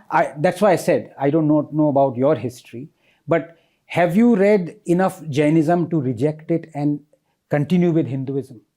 No, I don't have to see. I am, first of all, there could be 5 things. No, that's what I'm saying. So, first of all, you are trying to impose a philosophical lens on all and sundry. That is not how people think. I mean, people don't have the thought power that you or but other that's people being may have. patronizing. No, that's not patronizing. That's the reality of the world. This is how, there is, I'm not saying I am someone like that, which would make me patronizing. I'm saying even I can't think in the kind of abstractions that a hardcore scientist would, right? A mathematician would. I don't have access to that kind of cognitive abilities. So for me, I have to make sense of the world. And for that, tradition is non-negotiable. I have to have a way in which I can order the world around me. And if I give up on that, then I end up being nihil. But tradition changes. For example, I'm saying in Christianity, the earth was the center. No, so let me just make a distinction. Does it still believe so? Let me make a distinction between tradition and anti-tradition here. Like you have the commons and anti-commons. Right. The Judo-Christian tradition is not a tradition. It is anti-tradition. Because it is, in fact, a rebellion against what was the original pagan polytheistic tradition. And in doing so, they gave birth to the idea of, you can start afresh, all these liberal ideas and progressive ideas, which finally culminated into secularism and modern liberalism. So these are all well documented and by various esteemed scholars, especially the S.N. Bal Gangadhar school, for example, how they show how secularism came from Christianity, right? And it's not a conspiracy theory. It's not a shallow argument that they're making. I would urge everyone to, for example, if you haven't, you should read the book Secularism and Its Limits in India and Europe by Jacob de Roover. And so, when you are comparing tradition to a non-tradition, first of all, that is a non-starter. Let's leave out Abrahamic religions because... So name 3 Hindu traditions and then we can discuss that. Take anyone, name anyone. आप Shakta tradition ले लीजिए, आप Vaishnav tradition, broadly speaking. No, I mean to say not in that, just like 3 things that traditions entail us to do, that we are following. The common minimum program, of course, is the belief in reincarnation. Okay, so right. Reincarnation. Right. Now, the tradition tells you to believe in reincarnation. Yes. Whatever I know of science completely rejects it. So what should a person like me do? No, I'm not. So first of all, your framing of the whole idea of reincarnation is very etic. In anthropology, they have the etic and the emic perspective. What I would urge you is to actually first get more familiar with, because it can be safely said that all of us having some education in science can make more sense of your arguments. There is an asymmetry here. We can make much sense of your arguments, which is not the case with you. Because when you are talking about tradition, or someone like you, when you talk about tradition, you always look at it from a great distance and you always employ the scientific lens. What I'm asking you to do is to remove that scientific lens for a while and use the traditional lens to make sense of it, because it has to be understood on its own terms, first of all. And then only you can come to a reasonable conclusion about what place a tradition has and what we are dealing with in modernity. For example, that is why I'm not just to interrupt. That's why I'm not a militant atheist, because I know the moment I remove the scientific lens, I would be going into the realm that I will never believe in. No, it's and not. I will always respect people who believe in whatever they want. No, it's not. So when you say, for example, when a person dies, right? Now there have been ample studies to show that not more than a couple of hours after that, when the RNA stops being made, till such time it is being made, there are some cells that are still functioning, oxygen is being supplied, but not more than 15 to 20 minutes, you're gone. Okay. So no, but that does not solve the hard problem of consciousness also, right? The famous Penrose problem of the hard problem of consciousness, where is consciousness a function of matter, or is matter a function of consciousness? So that is a question that will never. All right. 50 degree having trying to reach, you are on minus infinity or you are on a plus infinity. So wait, let's not try and reach anything. No, but I want to pick from what he had said. Wait, let's get back to caste also. Jati we would come to caste. So you come back to it. Because some of the things that Ashish he says, and that makes sense, but at the same time it also risks caricature and all that. So when you put in all the modern thoughts, all the modern ideas about democracy, secularism, liberty, justice, fraternity, if you are linking everything to, say, this anti-tradition that you are calling, Judeo-Christian thing, by default, then you are actually saying that our Indian traditions, they don't have concept of justice or fraternity or liberty. No, that's not what it says. So you should clarify that. That do you believe that these ideas, these modern ideas, are they antithetical to Hindu tradition, to Hindu ideas? In most ways, yeah. In most ways, they are. Yeah. So we are supposed to be anti-justice, anti-fraternity. No, so we are not anti-justice. Justice and nyaya Justice, are very the idea of different justice, things. for example, the idea of justice, what is it based on? Like Sandel has this beautiful book on justice compiled of various lectures that he's given. Is it utilitarian justice? Is it libertarian justice? Is it justice based on the ideas of John Rawls? Is it Kantian? Is it what? So even within the Western philosophical framework, you have many different ideas of justice. Let's just say that at a very broad level, the Indian idea of justice does not place equality on a pedestal. It's as simple as that. Which is where the entire problem actually arises. No, the problem arises because you are caricaturing it. It's not that you don't give justice. The idea of justice. One second, giving nyaya. I disagree with that aspect. Just one pushback. That equality, Giving nyaya to those who are aggrieved versus giving justice to all equally are two extremely different concepts. Justice to all equally is about homogeneity, which is not what I use these dharma words is. as buzzwords that No, people but they are normally Judeo-Christian. understand. That's what I'm saying. That the justice to all, fraternity for all, brotherhood of all, justice for everybody equally is a Judeo-Christian thing. Why? Which There doesn't... are universal values. No. These are not Christianity universal. existed for... That's the basic disagreement. Okay, 1 minute. Sorry. These three things, especially equality, fraternity, and liberty, everyone kind of assumes or accepts that these came from the French Revolution, right? Christianity definitely predates French Revolution. Yes. So but how can you list? Informed? That's why I urged you, because it's a long argument. I mean, its entire book is the book that I mentioned. Why should? Okay. What I'm trying to say is that French Revolution, having its antecedents in Christian thought and the history of Christianity's expansion from the Middle East to Europe, and then finally Constantine, how that changed. So all that is traceable. It's empirically Let me traceable. flip the question. Say no Muslims or Christians would have arrived in India. Our society would not have moved in a direction where perhaps these values would have ultimately emerged. The values of equality, fraternity. Look, if you critique the Enlightenment values itself, and if you look at them more objectively rather than just accepting them blindly, we did a video in UpWord on that, which was titled "Is India Heading to Be a Totalitarian State?" True. So I got a lot of As appreciation for. Don't you get withdrawal symptoms when you don't get shat on? So in that, I mean, the basic point that was being made, which was based on the writings of the thinkers of the European New Right, people like Avola and Spengler and, these guys. So they're saying that you have equality, liberty and fraternity, right? Remove fraternity for a moment, you have equality and liberty. So the two are in a concoction which actually kills fraternity.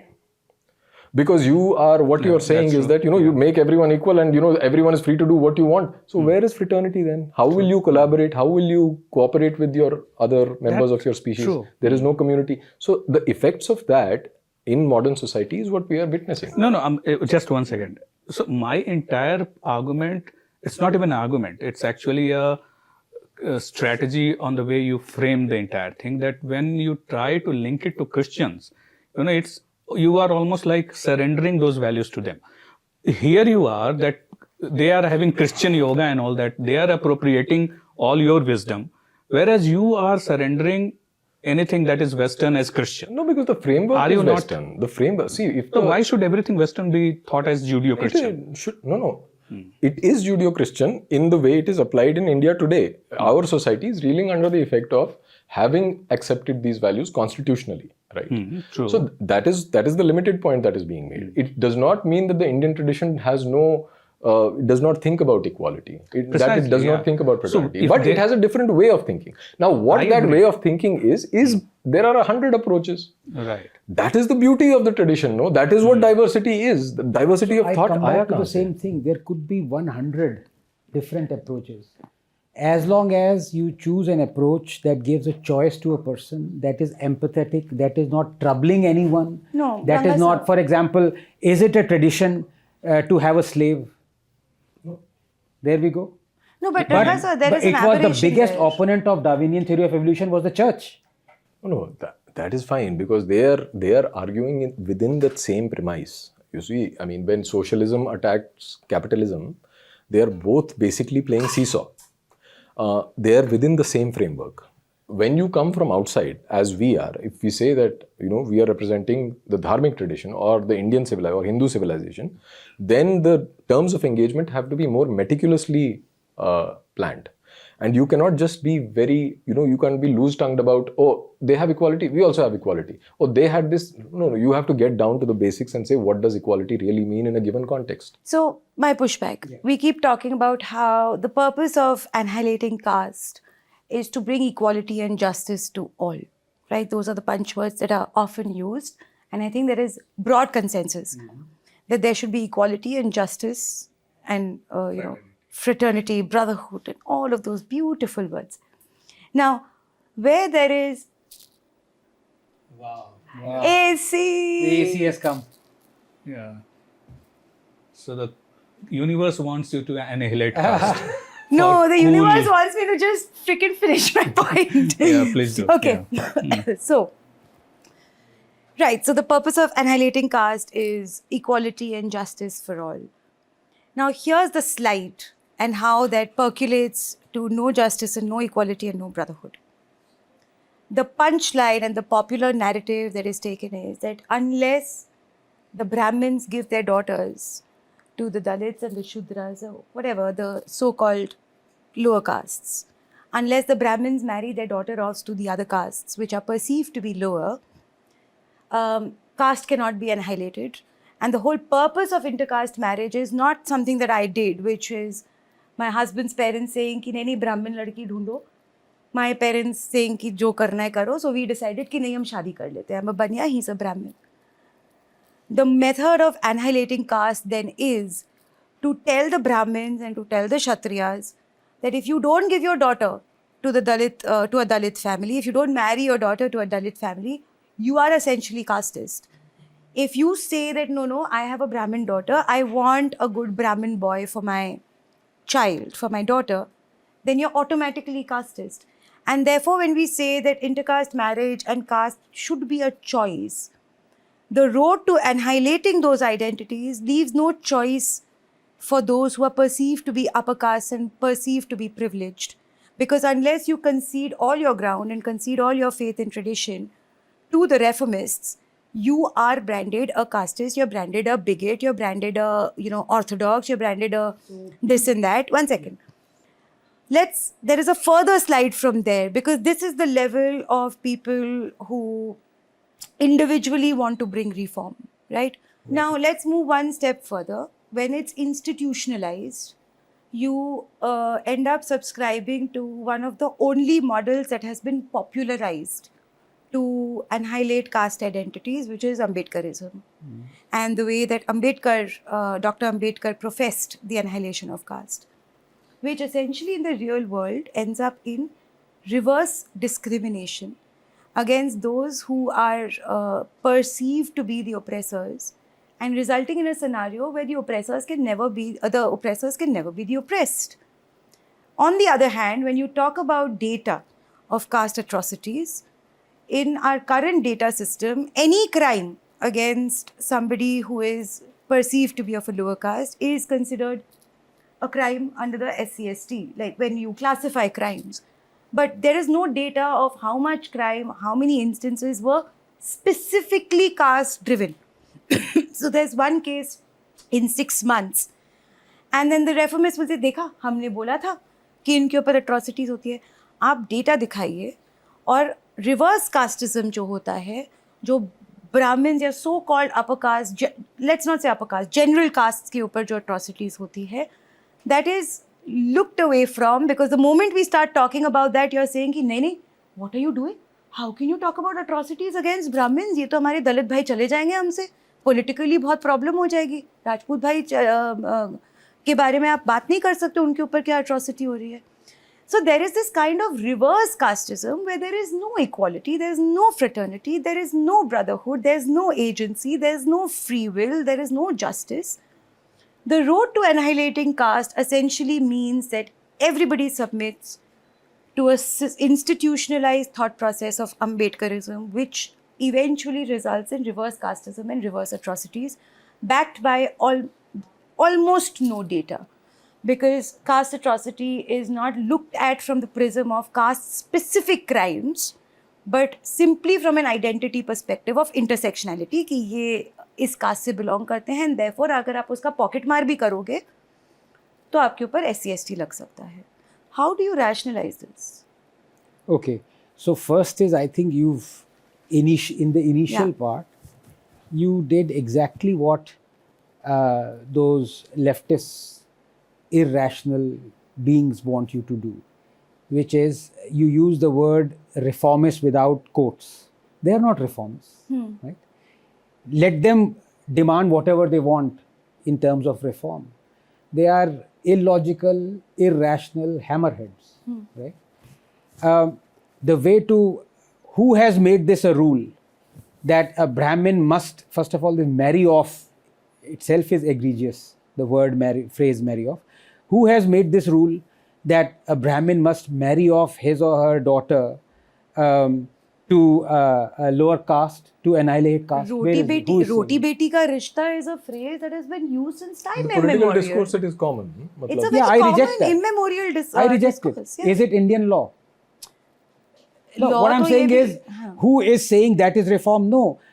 Any reform that ignores personal choice is not a reform. So that's my starting point. You cannot annihilate anything. All you're annihilating is a sense of justice and fair play. So that's point number one. Point number two, you are absolutely right of a discrimination that happens. Of course it happens.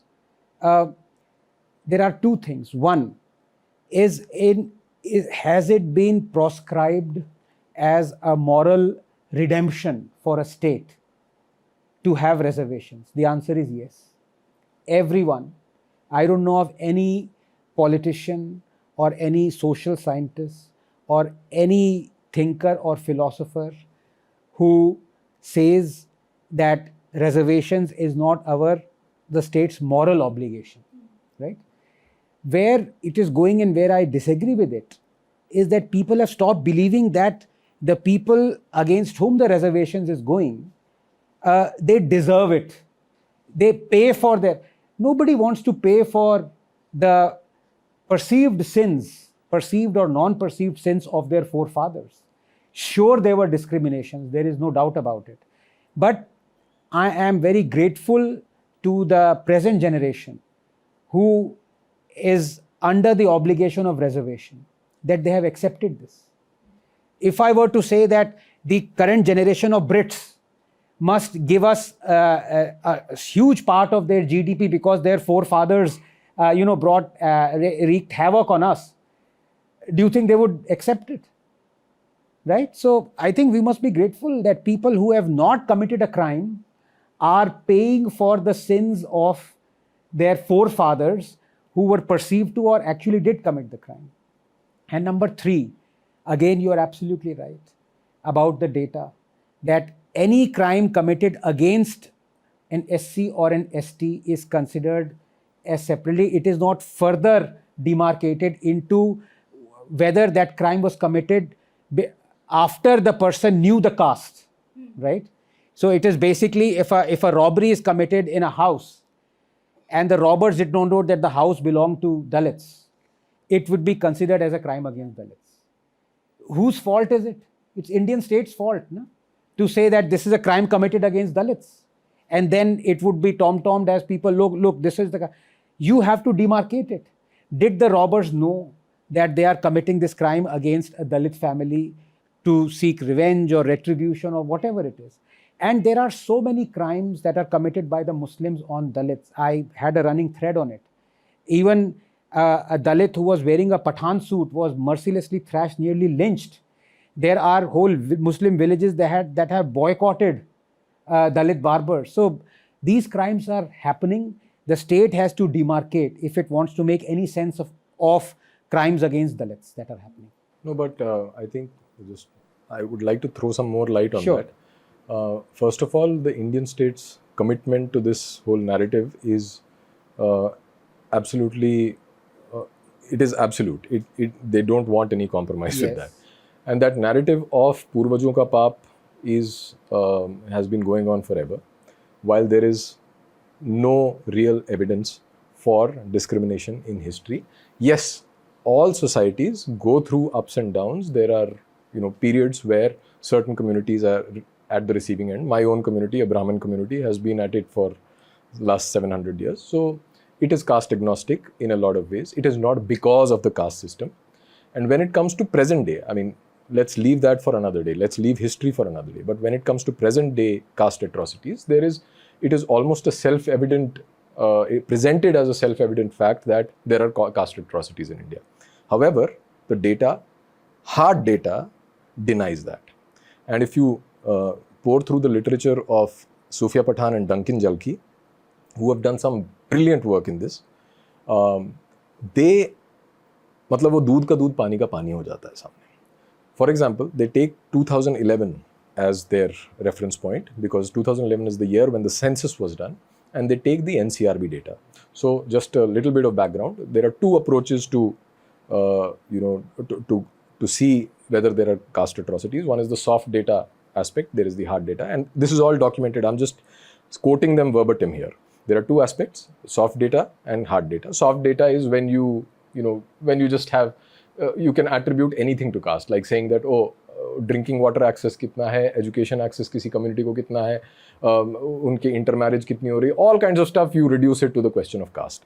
So there's a lot of counter literature to that also. But hard data koi touch nahi karta, and they have done it for the first time. So they take 2011 as the base point, and they take NCRB, National, Crime Report Bureau, the annual report they've taken, And then they note that 33,719 cases of caste atrocities have been documented against the scheduled castes, versus a total crime record of about 62 lakh 50,000 or thereabouts. So, scheduled castes form about 16% of Indian population, and they are at the receiving end of about just noticed, about 0.53% of the crime happens against SCs, which is about 16% of the population, and 99.5% happens against non-SCs. Does this data demarcate caste-based atrocities or general crimes, or is just all crimes? No, this is all crime. So they've all assumed crime. that even if all crimes are caste-driven, Yes. this is the percentage. So 83.4% of the non-SCs receive 99.5% of crimes against them. So that means about 1%, every percentage of scheduled castes have 0.04% of crimes committed against them. And every percentage of non-SCs have about 1.19% of crimes, which is 30 times more. 30 times more crime is for each percent. No, but you are conflating crime and atrocity. No, right? no. Wait. They and go prejudice. Further. They go further. They go further. So, which is 30 times. Now, if you bring in that data, which is registered only under the special, where it is clear that it is a case of atrocity or violence by a general caste against SC caste, then that data goes further down. So it is only about 0.18% crime. So that means 90 times ka farak pad gaya. So then the question is 18% maybe what is the motivation? Is it caste motivation? So wo bhi nahi hai. The point that you made. No. Yeah. Then the cases of violence against non-SCs are not documented. So you don't know what the reverse trend is. Wo bhi ho gaya. And there are dubious claims being made about ever increasing violence against scheduled castes based on no data whatsoever, right? And then you have the case of, then they say though ये reports under-reporting होती है यहाँ पे, under-reporting को भी factor in करते हो तो भी कहीं नहीं जाता data. That also they demonstrate, right? So all this anecdotal attribution of atrocities because there is prejudice. वो side कर लो ना. We are talking about hard data right now. No, that's not the correct way to look at it. No, absolutely. No, Why is it? That's precisely what is thrown at Hindus also. You don't have data. I mean, there are many problems. We are now trying to create a database कि कम से कम crimes against Hindus वो तो हो, record वही तो तो मैं कह रहा हूँ. वही तो मैं कह रहा हूँ. आप record इसीलिए तो आप नहीं. This goes against your own point because if you are doing data now, you are only whom the deep state is represents. deep state पे छोड़ो. Record कर रहे हो ना आप data. राहुल गांधी तो you are कहेगा trying आपके to pass. prove a point through data. No, this sounds like denialism. I'm really sorry. No, one sec. Let me interject. You said that we are documenting the crimes, right, against Hindus by the non-Hindus. Right. Now, we've put a very strict lens on that data that unless there is an indication of No, forget about that. We would be digressing, and we have. No, I'm saying. Let me first finish. One, I have not seen that right, data thing. Secondly, this tone deafness is what worries me. Forget about data. It sounds like denialism. कि जितने भी atrocities or whatever problems a particular section has faced, it's all atrocity literature. That's a very convenient thing to throw at. Is he denying that any you are atrocities confusing were narrative done? with policy. Narrative जो भी है. Policy how can you create? I'm sticking to narrative. Policy का हमारे. नहीं, but that is the question. That is the question because SC/ST Act, policy and narrative has a relationship. The point is that the policy of the Indian state with respect to caste is one that serves a particular narrative which has been handed down from the colonial times. Obviously, that is what it is. Yeah. So now that is the case, what is the way out of it other than do you going deny that there were in fact caste-based atrocities? Is a question that I think you should also address And when because you we said, can't be I mean, for blind example, towards everything. untouchability exists. No. I mean, I think we don't have. I mean, I would hope that we continue this discussion because these are very, Right. very and nuanced. that's this is where you would be painted as just like a Holocaust denial. You are painting there as is no a denial. atrocity denial. Denial की बात नहीं है. You have to understand where. I understand. See, let me explain my understanding of caste and how and caste atrocity. Not really caste, because then we would be going into theology and all that.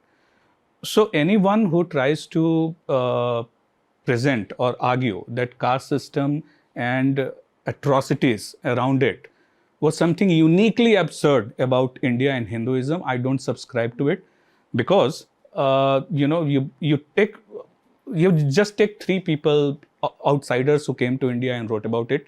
Megasthenes from the, say, 14th century before Christ. Then you have Huansang, who came here, I think some 6th century, and then Al-Biruni comes. All three from three cultures. None of them really express shock कि अरे यार Dalits को तो इतना बुरा कर रहे हैं. They talk about Varna Vyavastha. In fact, Megasthenes, I believe, talks about 7 Varnas. He doesn't talk about 4. And he doesn't talk about some rigid hierarchy, while Al-Biruni and Huansang do talk about hierarchy. But they don't talk about something that is, oh my God, they witnessed something extraordinary, inhuman in India. In fact, Megasthenes, as well as perhaps Al-Biruni himself, they go on to praise India that actually there was no something like slavery. Because slavery is something which is we find almost in everywhere. I mean, like they say that, they say Prophet Muhammad was against slavery, but he never called slavery a sin. He only said, yeah, you can free a slave and all that. I don't think Christianity calls slavery a sin, or maybe they are. Islam definitely doesn't call slavery a sin. And slavery was there almost in every culture. In India, they actually said no. I mean, yeah, caste system is there, but there were no slaves. That's what these people who have come from different, who have no reason to love Hindus as such. So I would subscribe to that some bit of atrocity literature about how it was always 5,000 साल से पानी नहीं पीने दिया गया. I can concede that it's a hyperbole. But we definitely lost the plot in industrial era, especially in the British era, and that the caste, I mean, obviously it's a cause and effect thing. British came, they changed something, they made caste more rigid. But after that, something really inhuman and bad was done by our own people. You can't deny it. Okay, I come from that caste, let me and say, I have people in my extended family who take pride in that. Let me respond to that. By the way, the discrimination should end. I think that is a consensus that most people have. Sounds like denialism. No. Okay, Let me I got respond it. to that. So we did a profiling of the Chamars in one of our completely articles, remember right? that. Yeah. So that to me represents the actual step-by-step fall of, let's say, Charmakars in Indian society and what they went through and how they were traditionally placed, right? So that is a socio-economic explanation of what really happened. It has famines, it has British setting up cow slaughters, the end of the Barabalutedari or the Jajmani system. You have to necessarily go into these details. I don't deny that. For it to be registered that this is what happened. Now, in that era of chaos, and I don't deny that there must have been, obviously there would be, many cases where people who have lost their livelihood, who are suffering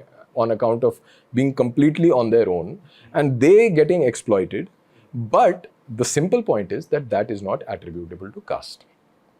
That is all I'm saying. It's attributable to caste. It's not attributable to caste system, maybe. No, there is no, I mean, that's a different debate. There is no caste system. But the identity of caste is not, How can you say it's not attributable to caste when their problems is due to the caste?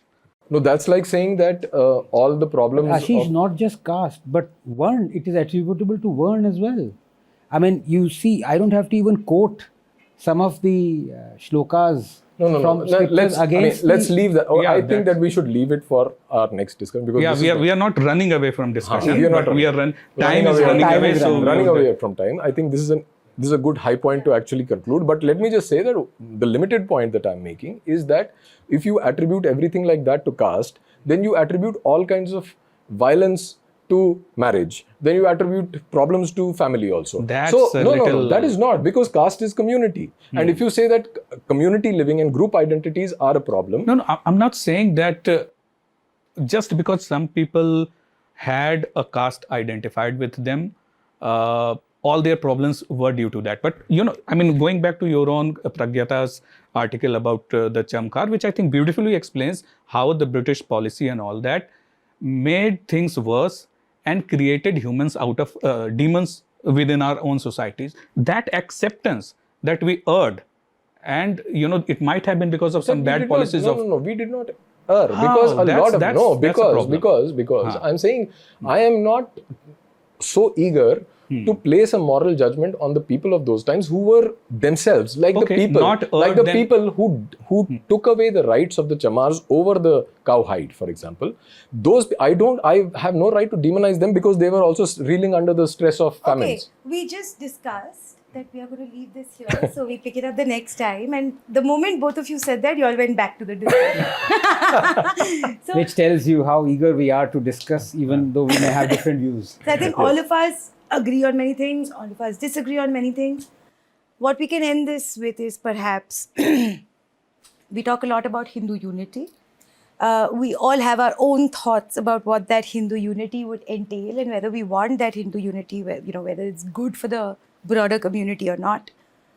But I think one of the main things, if you have to have any sort of semblance of a larger community interest, is certain non-negotiables that as a community, regardless of your socioeconomic strata or your jati or your, whatever, Hindus come to a set of non-negotiables.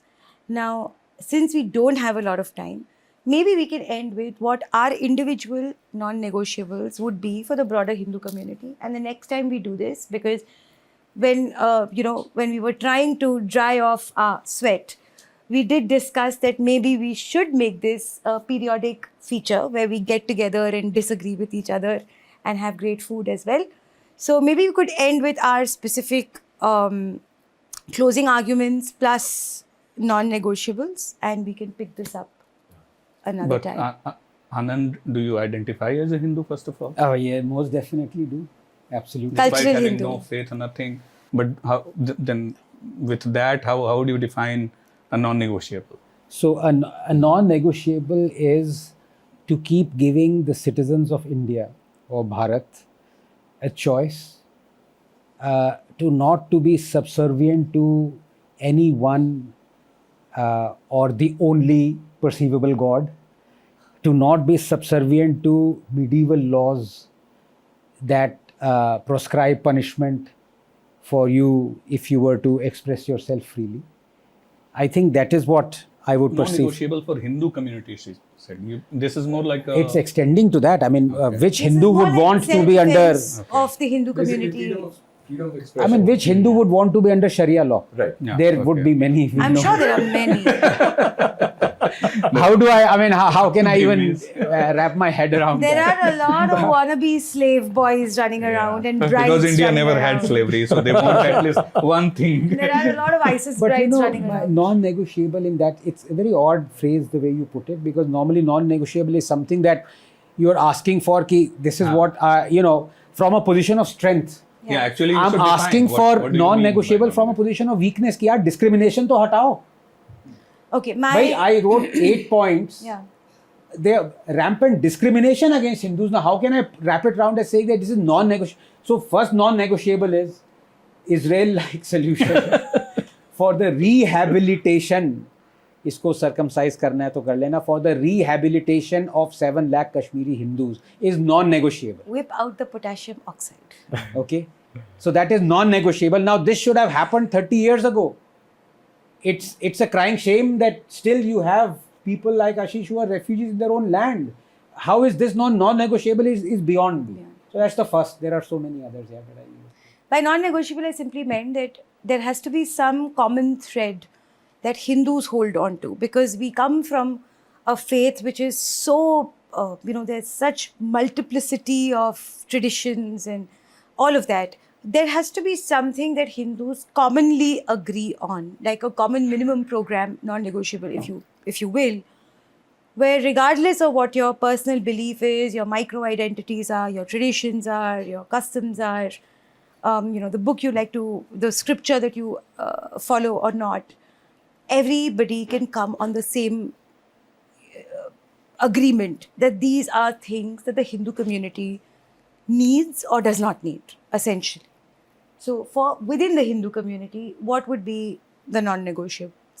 I think we would Which can be put us on the jumping same- it without having other discussion, because unless we get an idea of what issues we have, we normally differ, and maybe through the discussions we actually realize that it was not a point of a conflict at all, or so, and then you figure out that okay, these are the common non-negotiables or common values. Otherwise, obviously, Savarkar in a way had tried to figure out what are the common things that can unite every Hindu, or rather every Hindu sampradaya includes Yeah. the Jains and Buddhists and Sikhs. So in that sense, he has come up with some non-negotiables in Okay, some then your sense. closing statement, if you don't want to talk about non-negotiables. Yeah, it's fine. I would say that, the one reason why I wanted to avoid having this non-negotiable thing is that we started by saying that this whole, putting labels on others, and shutting down discussion is something that we are trying to avoid. Now, if we, in the beginning itself, we come up with non-negotiable, then we are kind of shutting out some discussion. No, but is it not a non-negotiable that Kashmiri Hindus should be rehabilitated? Yeah, Who yeah, would obviously. disagree with it? उस तरीके, no, but for example, beef eating. Achha. Before we come put it as non-negotiable, which currently with whatever thoughts I have, I would, and I have more a political reason to put it as a non-negotiable rather than a religious or shastric reason. But currently, I don't want to come up with that flag. I want the beef eaters also to watch it. Yeah, I think I would go with Rahul, surprisingly. And no, but yeah, I mean, I think cow slaughter is A non-negotiable as far as I'm concerned. But For if I'm not mistaken, Swami Vivekananda talked of, again, it requires another thing. That he even did Savarkar he did speak of that, Even but that Savarkar, that's why I said I have more political reason to consider it a non-negotiable rather than Because we'll have to have a religious reason. full-length discussion, not just on Savarkar and Veer Savarkar and Vivekananda, to see where we stand on so many issues. Absolutely. So, but yeah, I mean, given all that, conceding that point that yes, Swami Vivekananda did talk about that, but he was also rebutted by various other acharyas and scholars about this not being a legitimate idea that way. Yes, there was beef eating perhaps in certain times, but that is a historical argument. That is historicizing. That is not a traditional argument. So there has to be a difference between historicism and traditionalism there. What the tradition talks about in terms of beef eating is absolutely clear. And also with Rahul, I am of the firm opinion that there are very sharp and very clear political reasons for advocating for because beef was always used, Always, cow yeah. slaughter and forced beef eating was always used as a way to demoralize it. I mean, just to even many- today it is used. Yeah, Even I mean, Oh, there these are guys, hundreds of cases. like Hindus who want to normalize beef eating, they are normally very much in awe of Dr. Ambedkar. I don't know, you are also in awe with, but I'm not slying at you. But I'm say- not in awe. No, I'm not in awe of Dr. Ambedkar. But say somebody who has an Ambedkarite ideology would No, actually... I don't even have No, not you. My hand was just there. I was not pointing to you. Shanda sir is हाथ का हाथ Shanda sir is like खत्म करते हाँ यार, करते डाल रहे हो. No, तो इधर मैं हाथ कर लेता हूँ. So so if you speak from that, if you see from that kind of an argument, then they would even say that okay, your sacred thread, your janeu, that's all that should also be banned because it's a symbol of oppression. Correct. So in the same way, beef is a symbol of oppression for me. If you can demand a ban on janeu, I demand a ban on beef. I'm not saying that They're not equal. they are not equals. I'm just saying that from your own point of view. I'm trying to use your own logic. Yeah. And the to- reason is No, faith actually, versus I faith. mean, just before closing, I would really love it if we could have a discussion on Ambedkar and his Yeah. we ideas. should. We should. My non-negotiables is beef, obviously, for political, and I don't. At this point, it doesn't even matter to me personally what the scriptures say about beef eating or not. It's just that when I went political. to my, not Right. just political. When I was 4 or 5, we moved to a new house, and the first thing we did was we got Gau Mata and worshipped her. That's tradition. I can't chop up my mother and eat her. It's just as simple as that. So for me, it will always be a non-negotiable. There are other non-negotiables like iconoclasm and Dev Ninda, which again goes into a realm of very detailed discussion. So maybe we should keep that for another time. But just on ending that non-negotiable about the beef thing, I am a vegetarian, and I personally believe that all, Oh, he's going to piss people off again. for me, and a Darwinian atheist and a lover of animals, and do not want cruelty against any animal. So I am against animal sacrifice. I am against killing of any animal. And for me, a peacock, who is the Vahana of Murugan, Lord Murugan, a swan, who is the Vahana of Goddess Saraswati, is as precious as a cow. So if beef is non-negotiable for you, then why is killing of peacock acceptable for you? No, it's killing not. of swan. So killing of every animal is unacceptable to you, which is but fine. One second. Vaishnavites No, के लिए killing of है. every animal is unacceptable, but it is also not something that a community can unilaterally decide. But it's not just No, one second. I mean, One I'm No, second. you are One just second. bringing the logic part of One it. second. No, what I mean is that yes, I'm a vegetarian. I don't even have eggs. Forget eggs. I can't even eat mushrooms because they feel all squishy and flesh-like. So I am as opposed to the slaughter or, consumption of any sort of animal. However, my feelings of disgust and my feelings of being dejected are going to be far more when it's a cow, because it also feels like it is personal to me, because as a practicing personal Hindu, thing. of course, So because as a practicing, I'm not against yeah. non-vegetarians, of Yeah. course. I'm for giving choice, but I'm also not in preference of one animal against the other. That's all I'm saying. So I think we should End it. elaborate it on In it the next in time. the Next time, definitely. A lot of things to ponder Yeah, on yeah, next time. Okay, thank you everybody. I hope you enjoyed it. I hope you'll take something away from it. I hope we do this again. And if you do cut clips, please be sure to add context. If not, that is all right too. I think we are all quite used to the chopped in, what did you say, circumcised clips of our discussions going viral. So please knock yourselves out. Thank you. Thank you so much. Thank you.